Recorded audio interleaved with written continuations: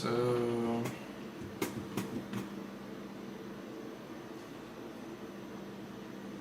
interesting. You can hear the fan here. If I was to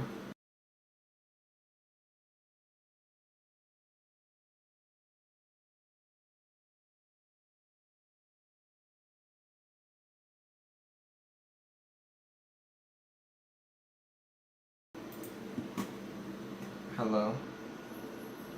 There should be, yeah, the noise gate should work, but it doesn't.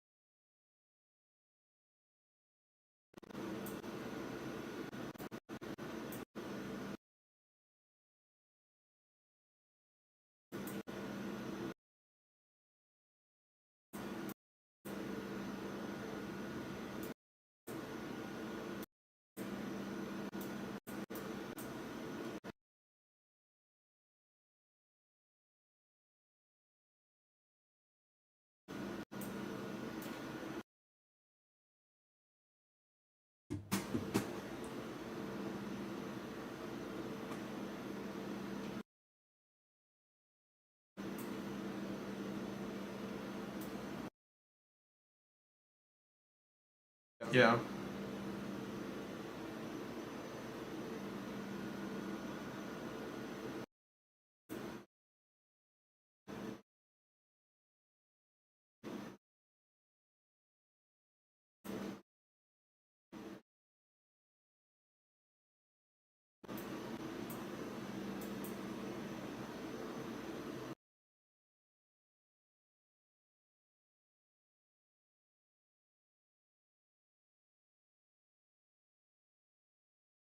Yeah.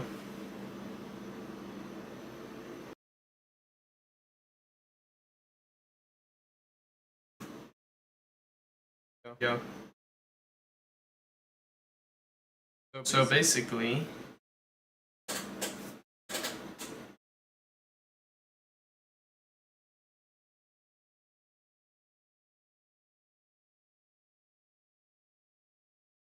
I had it like something like this.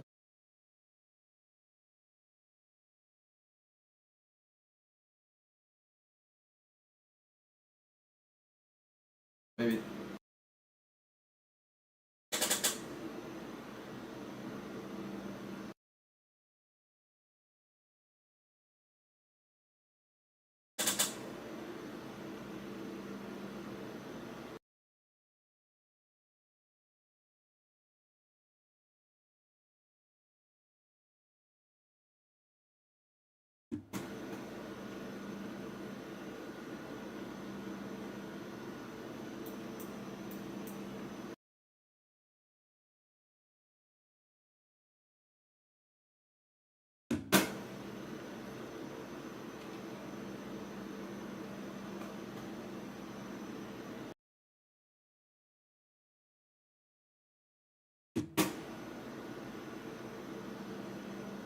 The fan is this loud, bro.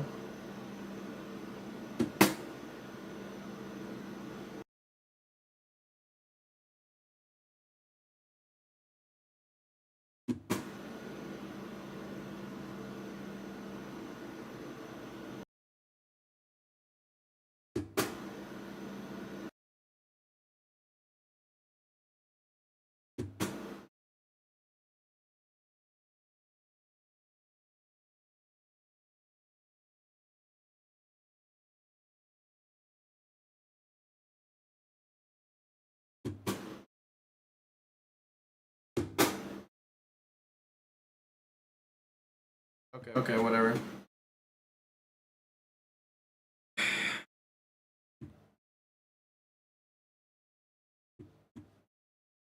I guess that works. Guess this works. I guess.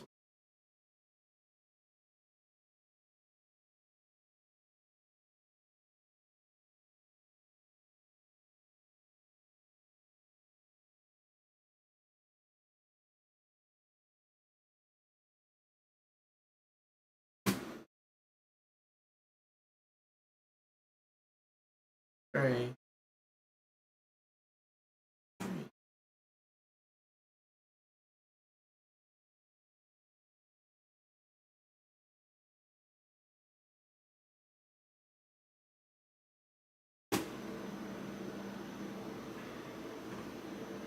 I guess what we need to do to figure out first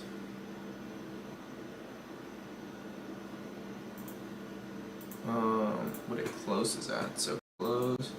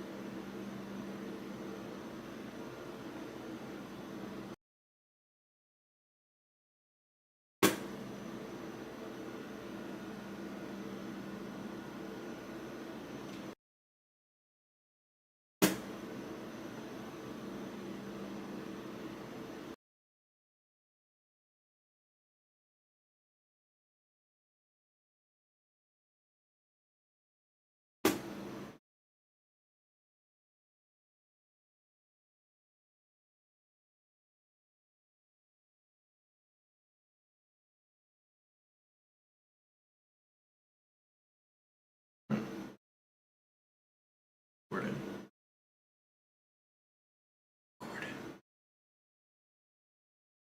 I guess this works. I guess.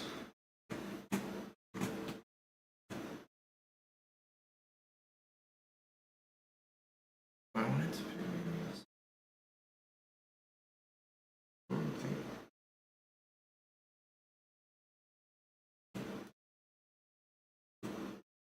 I don't think I want it to be that sensitive. Maybe like this.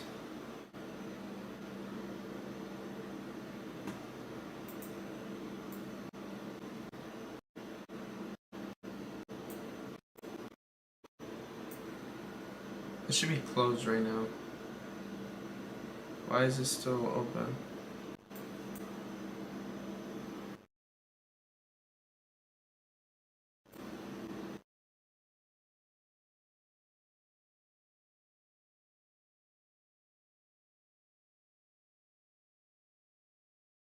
Bro.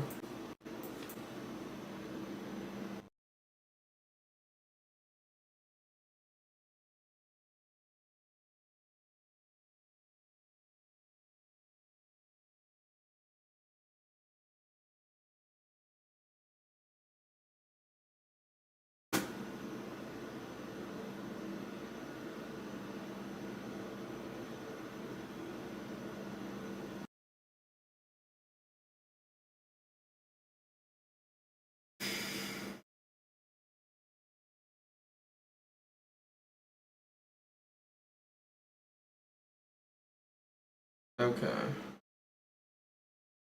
I think I'm understanding now, maybe?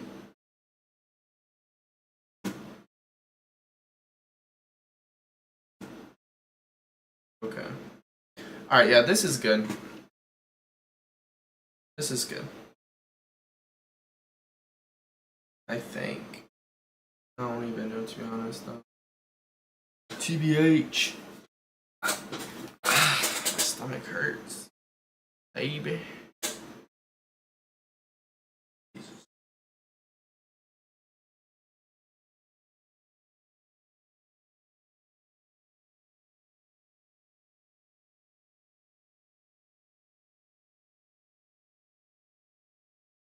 Alright. Let's see what this sounds like. I'm gonna be talking or whatever, right? Also, on the other hand, I'll also be talking, so take that for whatever it's worth.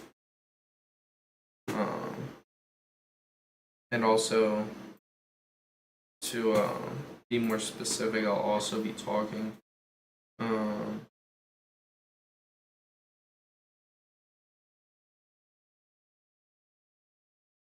As well. So,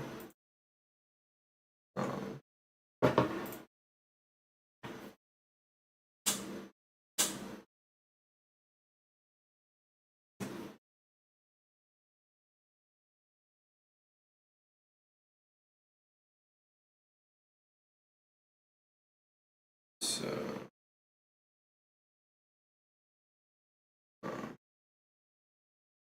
you can do something like this. Is that? See, now it's not affected.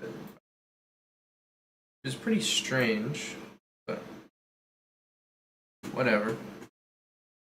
Then we'll go here and boom. And then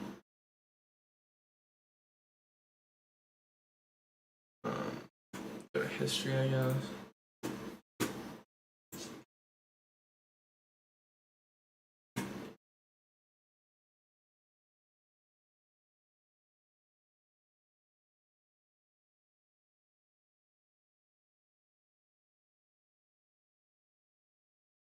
Dang, my stomach's getting me again right as I get set up.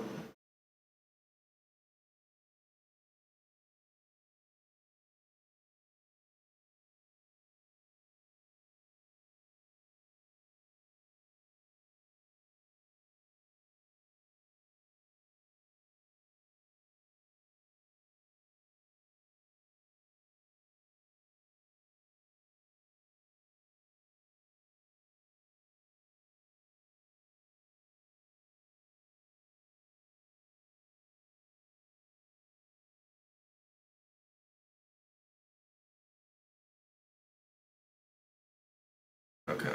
Alright, I'm going to bed. Jesus Christ. Damn. Damn.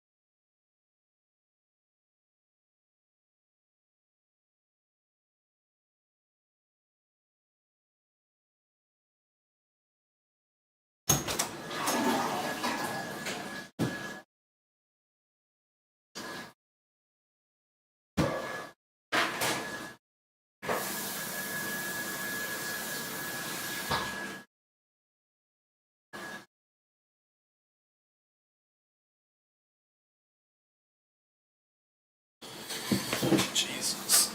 Oh!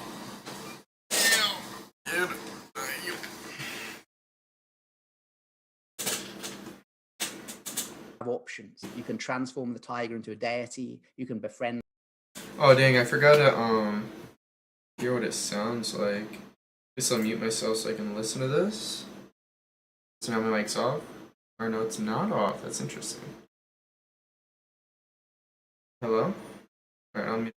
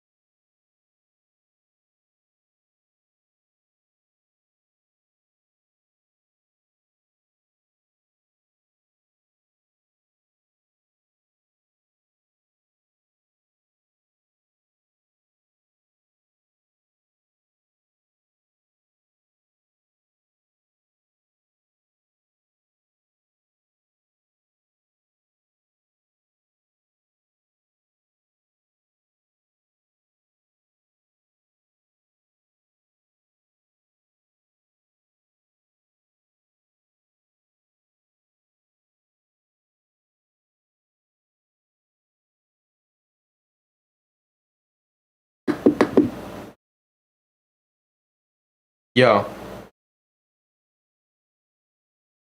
Yeah. So now it is working.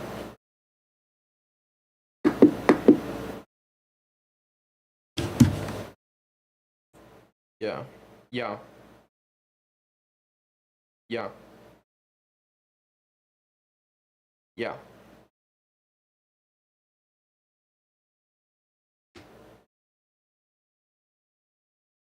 Yo.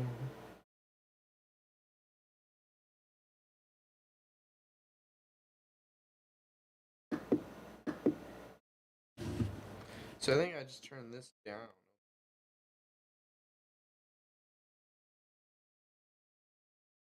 Yeah. Yeah. Ew. Yeah. Yeah. Yeah. Yeah. Or maybe not. Maybe I do it more like this and turn it all the way up. Hello? Hello? Hello? Hello? Hello? Hello? Hello?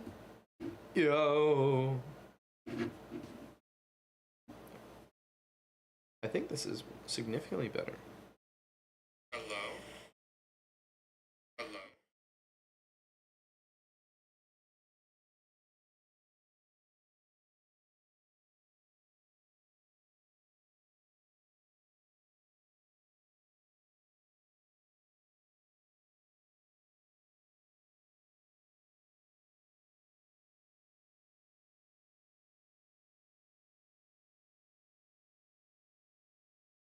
Hmm. So really, I only need to turn it down like this? No. Or can I just do strange. Like, what makes it? I don't understand it. But but really, I only need to turn it down like. Okay. Cool. The audio is still not the best, but we did what we can do, for sure. Just probably not try changing a whole lot of stuff. There's a million things to consider, I guess. I can hear my own voice now. Do not want that. Hello. Or maybe I do.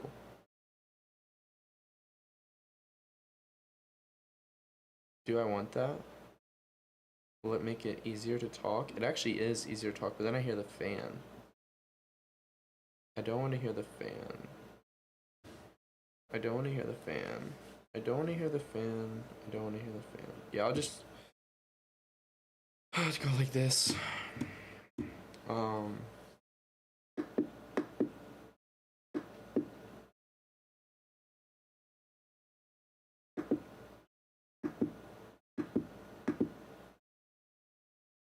Yeah.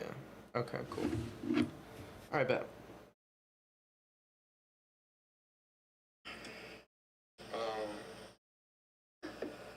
Okay, so then what is up with this?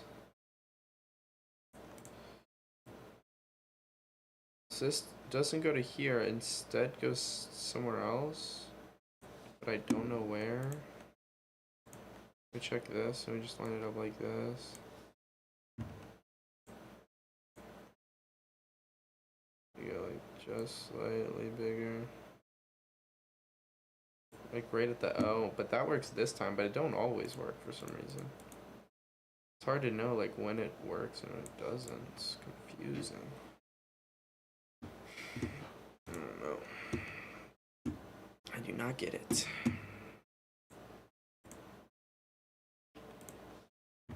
There's a million different things.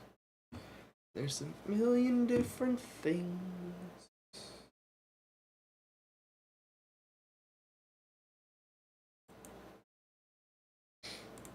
Okay. So I guess now we can... The tiger, you can ride the tiger like a friendly horse. And it's like the first thing they tell you to do is work with fear. Now, if we look at stuff like Jungian shadow integration, as well as just our own subjective experience of how limiting fear is, it makes complete sense that the first thing we should start to work with in the lucid dream is fear, partly because fear is made of energy. If you think about the things that scare you, it's not subtle. It's like, boom, it's big things, right? Fear, shame, these are big, big energies. And also because fear creates such a powerful block in our psychophysical system, our psychophysical growth. Like how much of our experience of the waking world is limited by fear. It's like... And it was all in my mind. And obviously that doesn't mean I can do stuff like that in the waking state, but it means that there's other limiting beliefs, like you said, that might have disappeared. So yeah, what are some applications of that? What are some other examples of similar ways of kind of like, reprogramming our baseline perceptions using lucid dreaming? Yeah, I totally agree with that, man. That's absolutely a brilliant example. That once you remind yourself that in the lucid dream state, nothing is more easy or difficult than anything else, other than that which our limitations, our waking state limitations say it is, you really start to open up to something quite profound.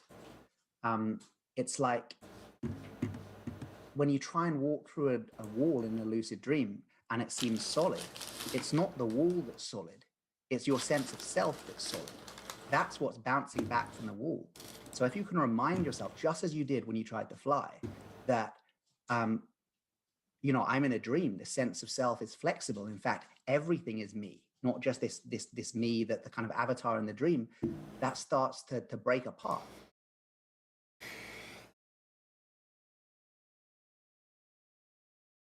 It's insane how quickly my body goes from freezing to sweating, and it's like switches back and forth. Like what is causing this? I do not know.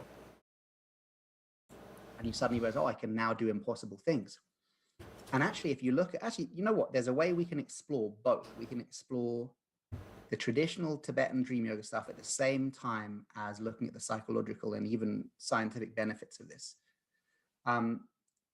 In Tibetan dream yoga, there's lots of different schools, but in one of the most the early school introduced by Padmasambhava into Tibet, there are these 4 stages of dream yoga. The first stage is recognition. That's basically learning.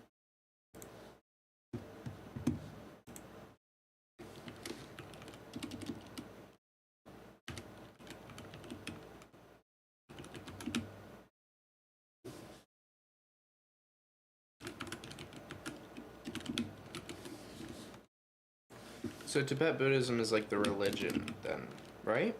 Or is that actually like a thing dedicated specifically to dreaming? I don't think it is.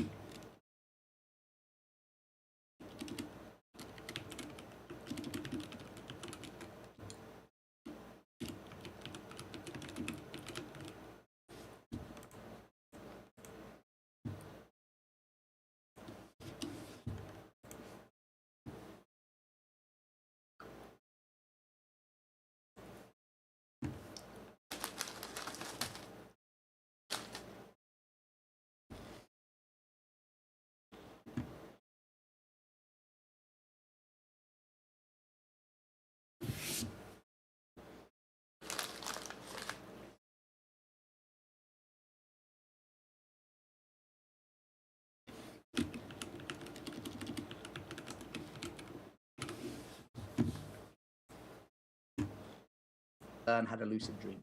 That's the recognition stage. So, and I spoke to my teacher about this, and he said, "Oh, Western techniques, Tibetan techniques, whatever helps people get lucid." He said they're all the same anyway. So don't feel you need to learn these like esoteric Tibetan techniques. Most of the Western ones are based upon them anyway. They're just kind of pared down versions. So number 1, learn how to lucid dream.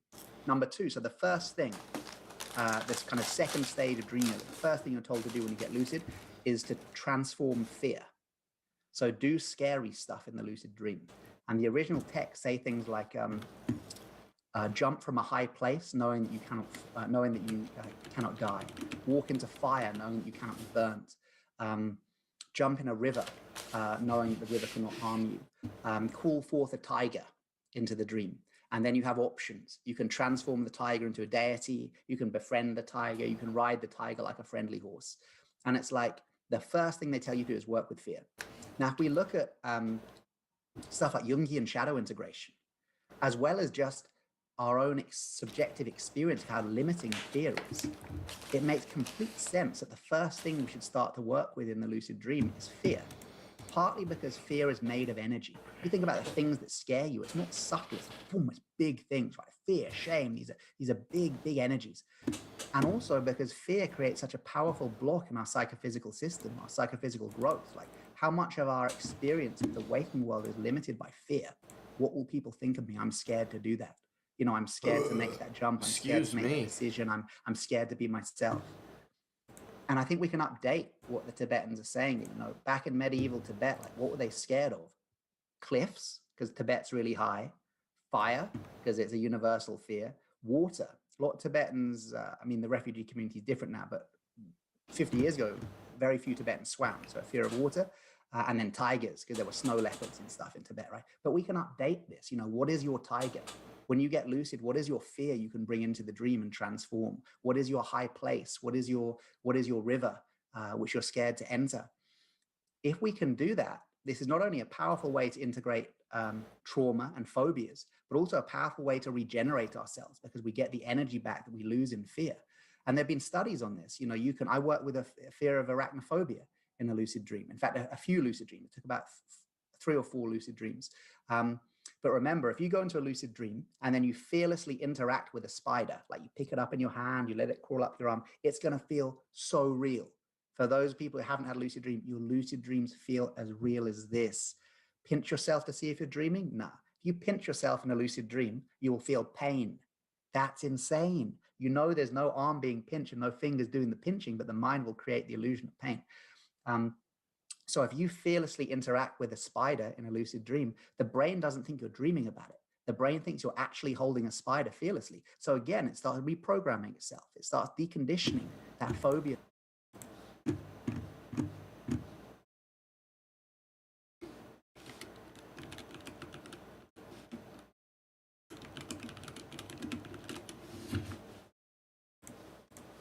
From us. So this can be a really powerful way to get our energy back, to reclaim the energy that we lose in fear. And the same can happen with trauma. And that's why lucid dreaming is said to be such a powerful intervention for people with heavy trauma and PTSD. So much so that a couple of years ago, well, less than a couple of years ago, I did a talk at the Ministry of Defense, which is kind of like the Pentagon of the UK. It's our main defense network. 12 years ago when I started this, the thought of me going to the Ministry of Defense to give a talk about lucid dreaming would literally be laughable. But there's so much science now showing that lucid dreaming is one of the most powerful interventions for the integration of traumatic nightmares, especially those caused by PTS and PTSD, that they're now, they're doing a PowerPoint in front of all these generals and veterans community leaders showing how this can help. So again, you have this Tibetan idea of going in and working with fear and trauma. And now you have this science backing it up, saying, yeah, it's a really powerful thing to do. So I think we can do both here. I am eventually getting to your question about the flying thing here. So we have recognition, then we have transformation, then you have multiplication. Now,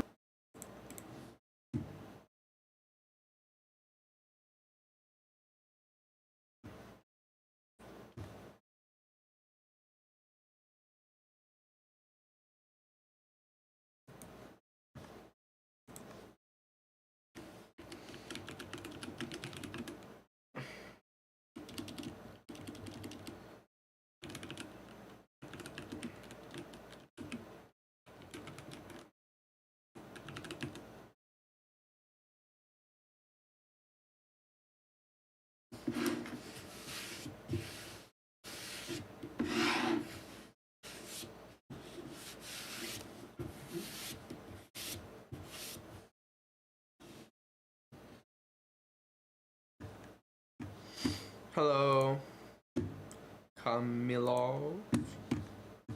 How are you? and multiplication is a weird translation from the original Tibetan. The multiplication stage basically means do impossible things. Fly through the sky, walk through walls, transform your body into that of another gender, transform your body into that of an animal, disappear your body completely and just be oneness with the dream. Hold things in your hand, like you could make a pineapple appear in your hand in a lucid dream, and then make through the power of your intent, like 100 pineapples appear. And then boom, back to one. It says, make small things big, big things small, do impossible things. Now that's the stage that said, now that you've worked with your trauma and your fear, and you kind of cleared the decks, as it were, you've gained back that energy. You now have the energy to start disidentifying. Coming all very sick. But we're fighting through, and we are doing our lucid dreaming research. The confines of the sense of self by doing impossible things, just like small, do impossible things. Now that's the stage that said, now that you've worked with your trauma and your fear, and you kind of cleared the decks, as it were, you've gained back that energy. You now have the energy to start disidentifying the confines of the sense of self by doing impossible things. So just like we said, walking through walls, flying through the sky. So that's actually, a direct thing we're instructed to do. And things like changing your gender in a lucid dream, and a brilliant thing to do. And in fact, with the rise of trans awareness and trans activism, it's worth saying there's a guy called Maxwell Hunter who's got a brilliant YouTube channel called Rabbit, R-A-R-A Rabbit. Thank you very much. And he used lucid dreaming before he transitioned from female assigned at birth to a man like he is now. He used the lucid dream to kind of practice. So he'd become lucid in the body he had identified with since birth, or physically identified with.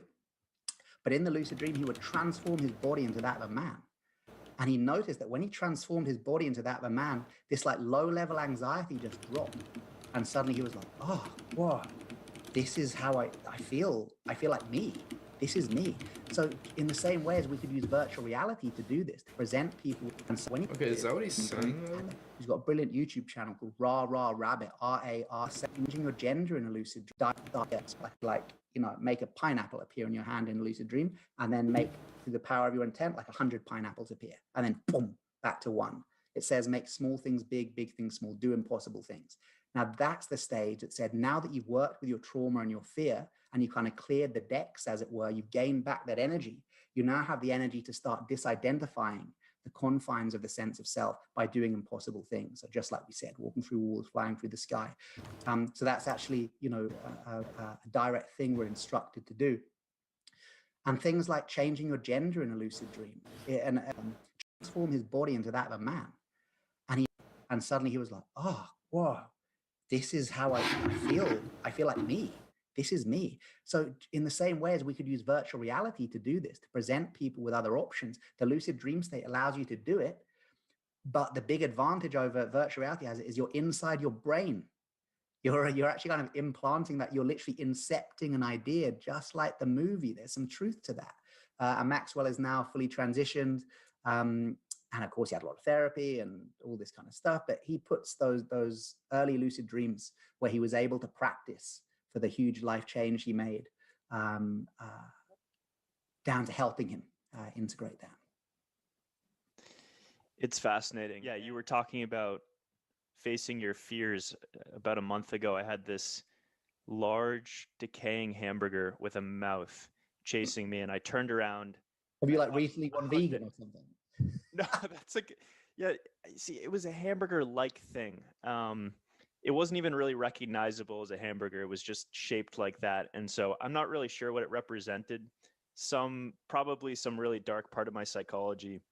And I turned around and hugged it, and it disappeared into this little whimpering kind of pathetic thing. And just like you said in your course, and I woke up feeling really like I'd released some real baggage. And wow. Yeah, I mean, so someone might hear that and think, well, you woke up from a nightmare, basically. Of course you felt good, but what is the evidence around psychological healing? You mentioned getting over phobias, but are people able to face larger problems in a therapeutic sense using lucid? Yeah, I mean, the evidence there, their PTSD scores drop. So it's this is evidence-based. Again, people can kind of Google this. This is people with heavy, well, two ways to evidence it. One is the nightmares stop. So people who are hitting 4 or 5 nightmares a week, train in lucid dreaming. Now, it might take months. My long-term goal with the channel. How you're planning on getting the channel to grow bigger and bigger? Because the reason why I'm asking is because your vids are a little random. So basically, the goal with the channel right now is to make videos I'm interested in, to learn about learn about basically how to make videos, because that's one skill in of itself that does not come natural to me, like filmmaking, how all this tech works, all that stuff, lighting, angles, camera angles, when to film something, when not to, how to talk in front of a camera, all the intangibles of like how to be like a how to do the whole process, no matter what, like the skill set that you need no matter what kind of creator you are. I'm trying to learn that right now because I don't know that right now. And then in that and then while I do that, I'm also trying to pay attention to what kind of content interests me, where I have unfair advantages, and I think me learning the content that is interesting, that I enjoy making, that energizes me, and where I see potential with, and where I have an unfair advantage, where I would be able to offer value in a way that someone else couldn't, is also something I'm paying attention to. But it's not the main focus, but it's something that I'm trying to be very conscious of. And then through that, after I feel like I have a good foundation of that, filmmaking, all that stuff, I think I'll eventually find the type of video niches that work well for me. And then yeah, it's just at that point it's just about making the videos better. But like I am experiencing with some niches, like so right now mine are kind of just challenge videos. Documenting my journey is one, and kind of just like get like learning about a topic and then explaining it, learning about a topic, I guess, in a skill set or some sort of thing, and then explaining it and then moving on to the next thing. Yeah, and I think that might be an unfair advantage for me because I don't really understand topics super intuitively, and so for that reason I'm like the noob or the layman for like every single topic when it starts.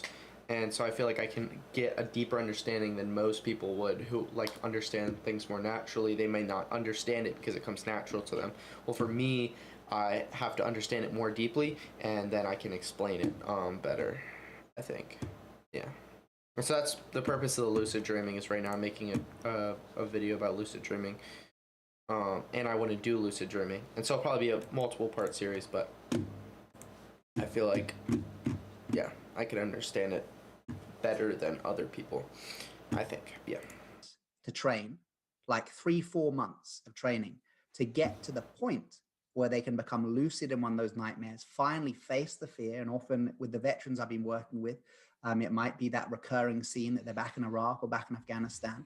And if they can just have one lucid dream where they, rather than running, are trying to wake themselves up. Also, the point of the streaming also is to document as well. So I'll have a videos where I document it, and then I'll also have streaming, which has everything documented too. So when I get famous, because I'm like pretty much dedicated to this completely. So when I get famous, then you'll have hours and hours of footage of me learning the whole process, so people can look back at it and be like, and then they can use that can be useful for them, because you can see how I came to be making every single video that I did, and then they can use some of those techniques or whatever to implement in their own thing.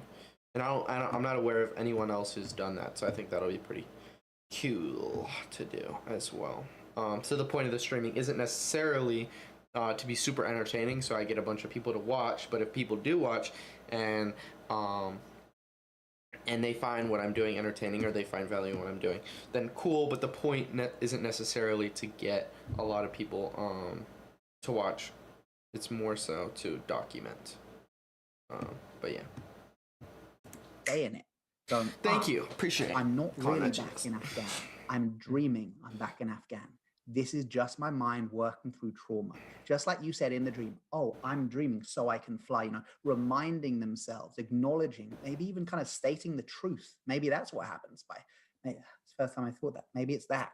But if they can have that realization, oh, I'm not really back in Afghanistan, I'm dreaming I'm back in Afghanistan, this is just a nightmare, that can be enough to stop PTSD nightmares overnight. Now, again, it might take 3 or 4 months of training to get to that point of stability.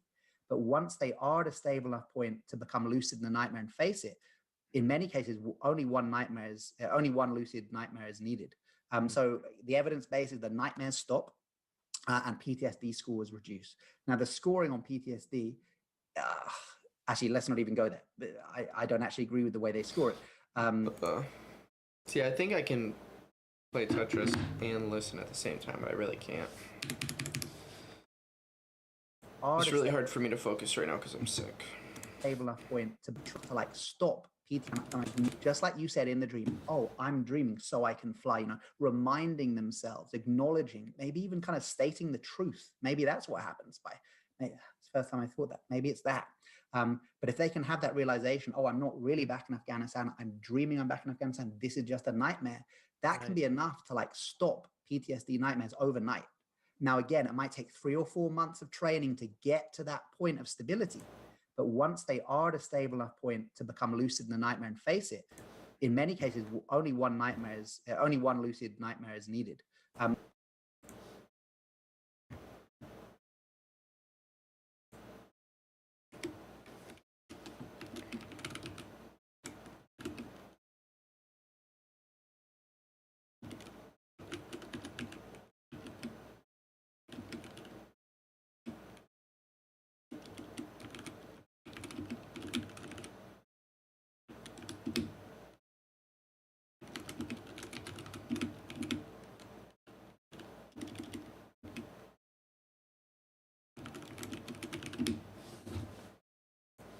So the evidence base is the nightmares stop and PTSD scores reduce.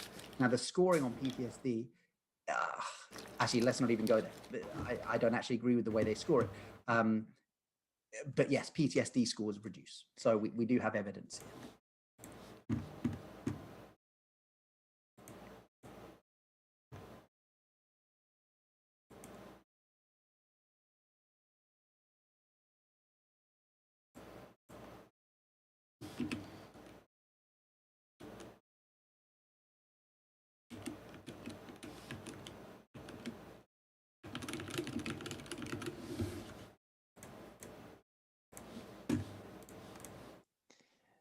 And one of the things that you explain is you're becoming conscious in your subconscious or even, I guess, unconscious mind. Those terms, I'll just use the phrase non-conscious part of your mind. So the potential here is more than what you would be able to activate with You are unique. Unlike other people who want to start a channel and want to get famous in any way, that's what I'm just doing, right? But you know what you're doing. It's like you have a long-term plan. Yes, I have thought about this, considering the fact that I have for a while up to this always wanted to get famous, but I never put in a ton of effort. I would try and I would make videos or whatever, mostly on TikTok, or make some YouTube videos here and there, but I would never really put an insane amount of effort into it. But I would really want to get famous, no matter how it would happen. But then recently I became convinced that if I was to try for legitimately try for a long enough period of time, that I could make it work. And so because of that, and I thought that this would be a super fun career for my personality and stuff, making videos, I quit my job and dropped out of school. And so I am pretty dedicated to this. And so before I got to that point, I had to have a long-term plan, because you can't just quit everything if you have no plan. So I came up with a plan, yeah, before I quit all that stuff, because I'm full on dedicated. It'll not be good to quit everything if you don't have no plan with what you're gonna do in the meantime. So yeah, that's what I'm doing in the meantime. Conscious therapy or something. And I think you mentioned in the course that the Tibetans believe that a single moment of meditation in the lucid dreaming state is equivalent to like a 1 week retreat or something. So like, what's the mechanism there? Or yeah, how do we know exactly what's going on in the mind that would make this so so powerful? I mean, like, why? How is that possible that a single moment of meditation in a dream could have the same effects as a week of a meditation retreat? Yeah. So that is a direct quote from this Lama, Namkhe Nobu Rinpoche, who until he died a few years ago was like the greatest living dream yoga master. And I always wanted to ask him, dude, what's the maths on that? Like, how many hours a day in that 1 week retreat? Are we including weekends? Blah, blah, blah, blah. Who knows, man? But what he's saying, it's like a really powerful, like one moment of meditation, these dreams is worth like loads of meditation, the waking state. I think we can say that. The kind of wider Tibetan view on this is that when you're in the lucid dream state, you have 7 times the power of mind, or 7 times the clarity of consciousness. So a kind of 700% increase in your kind of power of mind. Again, we need to break that down. In Tibetan culture, 7 means a lot. It doesn't mean literally 7. So when Tibetans say like 7 times, it means like fuckloads. So again, there'd be no way to kind of work out, oh, what's my level of conscious? Is it times by 7? We can drop that. What I'd say is just try it. I mean, a lot of people, and myself included, absolutely, God, if you meditate inside a lucid dream, it's, okay, I think it's this, and we can bring some science into this. We can bring some science into it. A lucid dream in and of itself is a state of mindfulness meditation. If we define mindfulness as knowing what's happening as it's happening intentionally, and then in brackets, without judgment or preference to the content of the mind, but knowing what's happening as it's happening with intention, a lucid dream is not just analogous to mindfulness meditation. It is by definition a state of mindfulness, because in a lucid dream, you know you're dreaming as you're dreaming. Intentionally, with intention. OP. Right? So I think because you are in a state of meditation, if you then meditate within that state of meditation, it becomes this kind of like upward spiral of it. Whoa.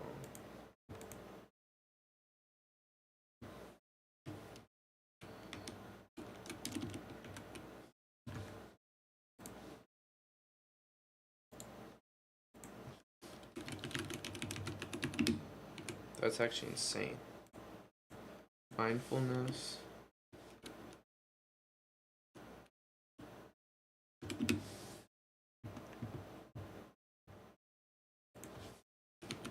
Lucid dreaming is mindfulness.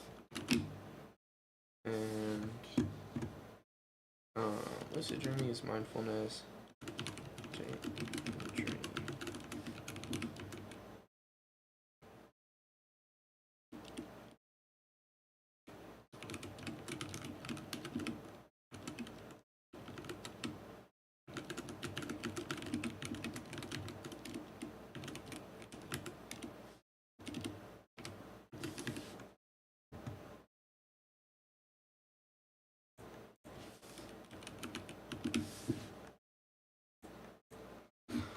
Nobody starts famous. They probably were the same place as you right now, or even worse. So keep that dedication and don't give up. Don't stress out. Sickness needs rest. Facts. Now you're right, and I do keep I try to be aware of that. I think I'm just gonna do this. I do try to be aware of that. But the thing is, and so I did take breaks for the last 2 days, even though I really wanted to work, because I thought it just wouldn't end up being good.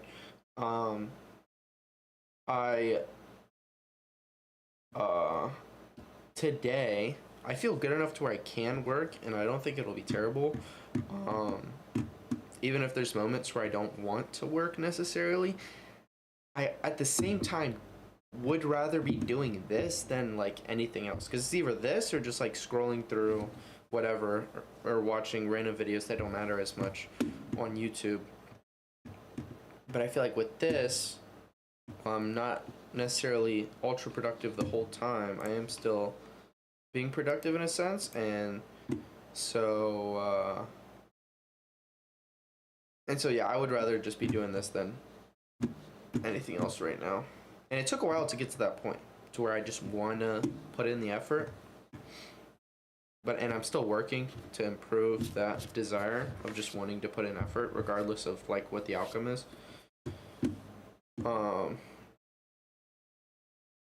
So yeah, that's kind of what I'm doing, even though I'm sick. If that makes sense. Of energy.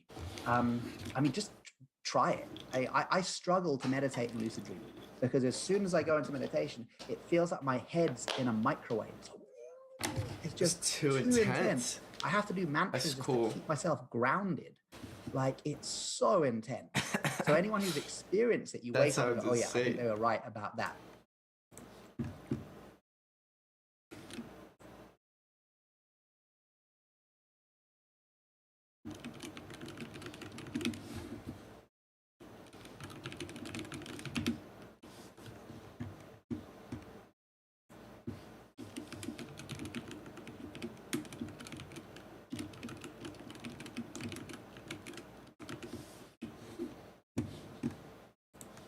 One week thing, because that was a really, really strong experience. How can we quantify it? I don't know. I mean, there have been studies where the scientists have been amazed that when people become lucid, and not let alone meditating in the lucid dream, but just become lucid, the brain goes into gamma. And gamma used to be a brainwave associated with those like monks who've done 10,000 hours meditation. So you do actually get a neurological response. And the science. What are you saying? When?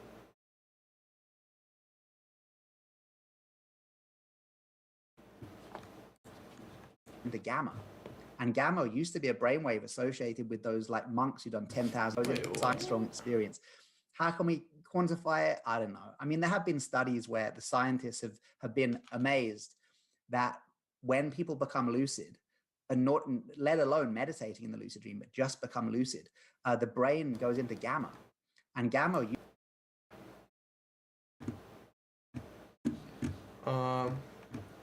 Doing stuff that you like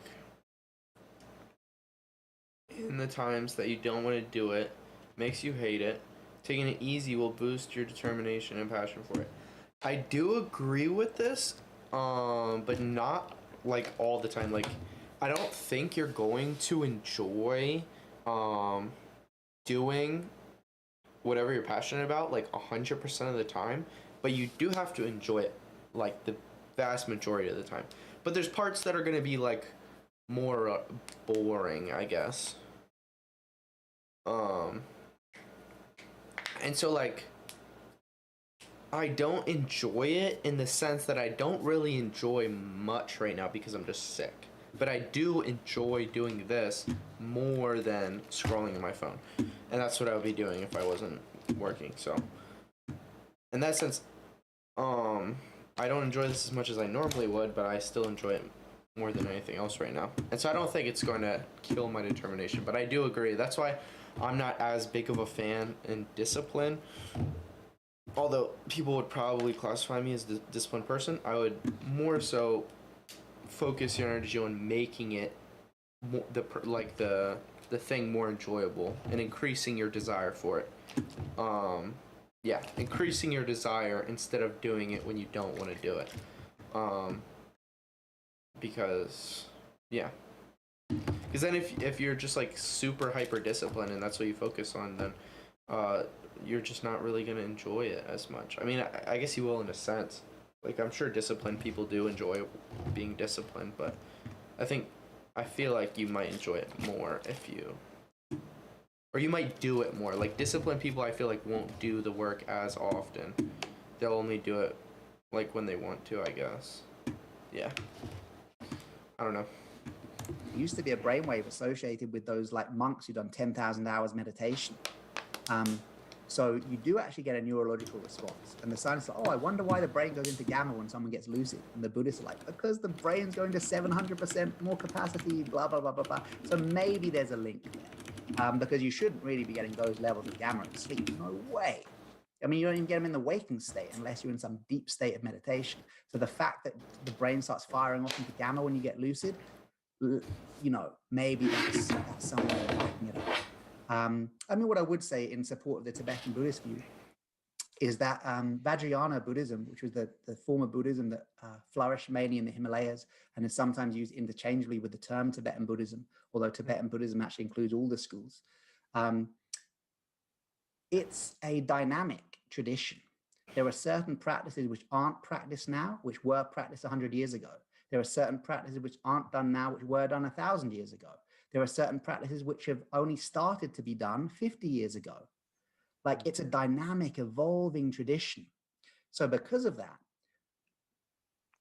I would argue that dream yoga has been a central part of what's called the swift path to enlightenment. It said there are two swift paths to enlightenment. They both happen in bed.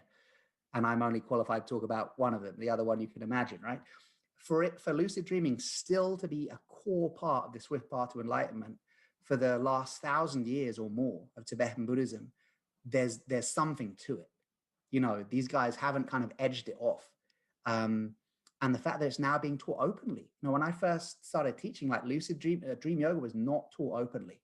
I happened to be in the right place at the right time. I think Lama Yeshe probably and the other teachers felt that There are 3 something stages. was emerging. First is working on it without, I'm assuming you meant pleasure, and enjoying it enough. And it is usually the point where you start. Yeah, this is true. And that now is the time to start offering the teachings more widely. But it's quite rare. 20 years ago, you wouldn't have people doing dream yoga workshops, or if you did, it'd be very rare. Nowadays, you get a lot of lucid dreaming, and you get some dream yoga workshops too, not only reserved for Buddhists and not only reserved for retreats. So things are changing. I think they're kind of opening it up a bit more. I have a more Second stage is when you need to balance between enjoyment and discipline, which is the point where you are growing. Yeah. True. Actually, very true. Very valid. I was in the first stage for a bit of time.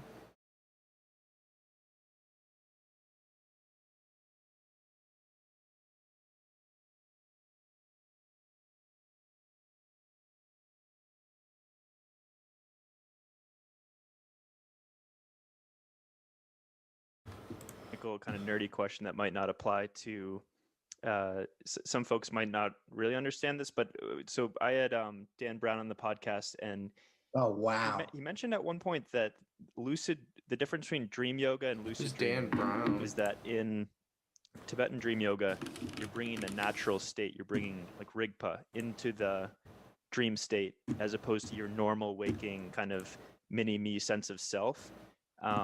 Is there a distinction? Do your teachers make a distinction, or do you make a distinction between dream yoga and lucid dreaming in that sense? Okay, so whatever Dan Brown says, he wins. Like, so if I contradict him in any way, just go back to what Dan Brown said. Dan Brown is a very, very rare human being who is both a fully established, accredited, and well-respected actually, I don't know what his qualification is, but psychiatrist or psychotherapist, in the kind of mainstream Western psychological world, who is also not only a Tibetan practitioner, but a lineage holder who has had serious levels of awakening. I know of no other human alive who has those two qualities other than Dan Brown. So I literally shouldn't even answer this question, but I'll throw something of a possibility because it links back to what we were saying earlier. We talked about the 3 stages of dream yoga. There's then the 4th stage, the final stage. Not the final stage, the 4th stage. The 4th stage of dream yoga is called unification. So we've got recognition, transformation, multiplication, and unification. Unification with what? 3rd stage. Oh no.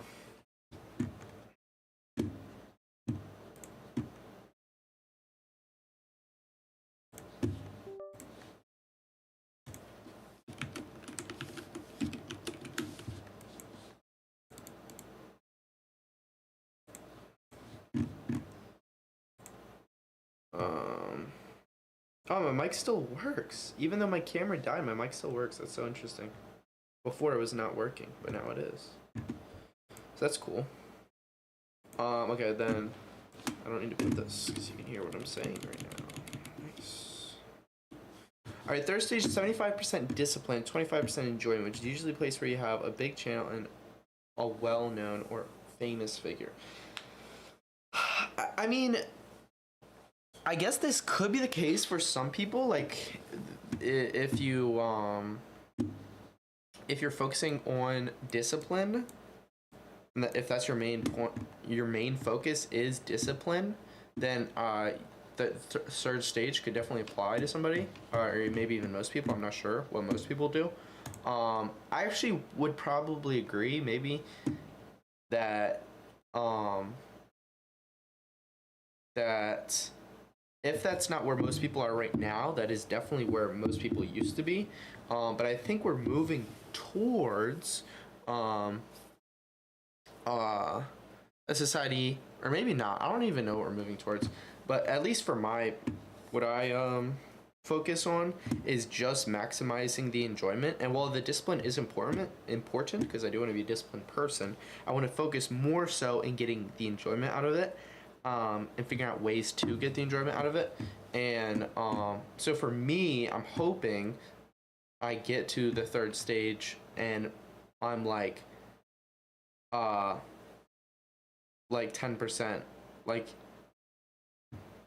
honestly 0% discipline. Like, not that I don't have the discipline, but I'm not using any discipline because I'm at like 100% enjoyment. I just freaking love it that much. It would probably be more like I don't know, 95% enjoyment and 5% discipline or something like that.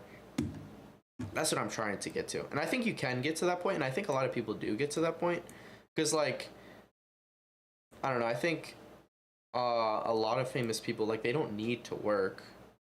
Like, they have enough money to survive for the rest of their life, but they keep working because they love it. Because they'd rather do work than anything else, I think.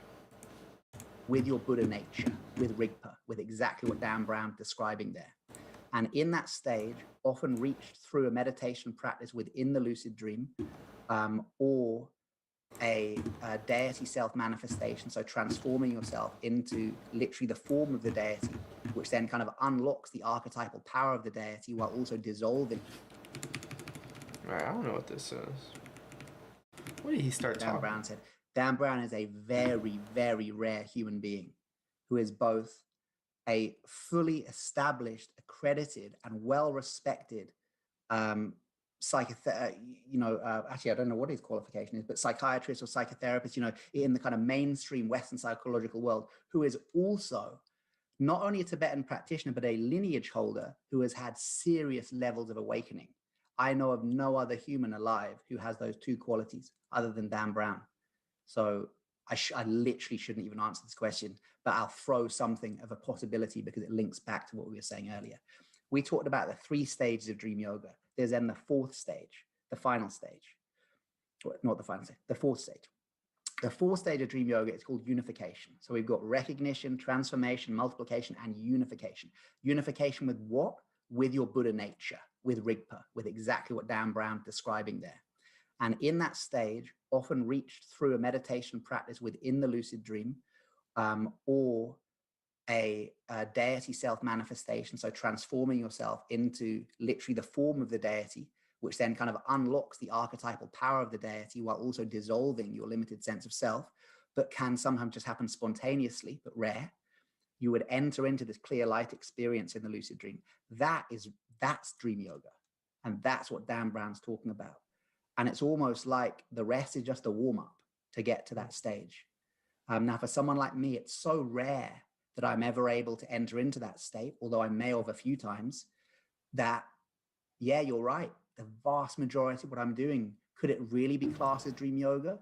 Wait, what? So he's trying to get into what unification. So we've got recognition, transformation, multiplication, and unification. Unification with what? With your Buddha nature, with Rigpa, with exactly what Dan Brown describing there. And in that stage, often reached through a meditation practice within the lucid dream, or a deity self manifestation. So transforming yourself into literally the form of the deity, which then kind of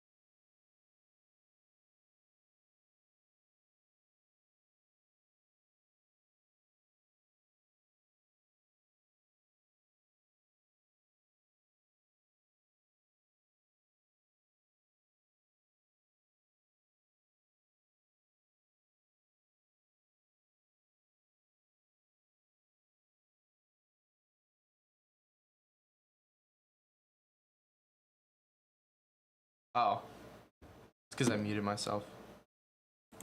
Because my mom was talking. Well, the thing is, these stages take a lot of time, and with time, doing the same stuff for months, if not years, will become boring. Just think about those big channels that still upload to this day. The reason why they still upload is discipline. Am I right? I would say the reason why they upload is, for some of them it's discipline, but for some of them it's just because they enjoy doing it, so they keep doing it. And it's obviously, it is a combination of both, because I mean, you have to have some level of enjoyment out of it, and I think part of discipline is figuring out how to get enjoyment out of it when it's not immediately gratifying of some sort or whatever. But yeah. I don't know. My guess is that most of them upload purely because of enjoyment. Mostly, I'll say mostly because of enjoyment. I'll say most channels that still upload, even though they have enough money to where they don't need to, is because they enjoy doing it more than other things. The next follow-up to enjoyment will be, I would say, is because they feel like they have some sort of obligation to keep uploading. But I appreciate the conversation. That was fun. That was actually pretty enjoyable. Talk. Milikov. Of unlocks the archetypal power of the deity while also dissolving your limited sense of self, but can sometimes just happen spontaneously, but rare. You would enter into this clear light experience in the lucid dream. That's dream yoga. And that's what Dan Brown's talking about. And it's almost like the rest is just a warm-up to get to that stage. Now, for someone like me, it's so rare that I'm ever able to enter into that state, although I may have a few times, that, yeah, you're right. The vast majority of what I'm doing, could it really be classed as dream yoga? When I'm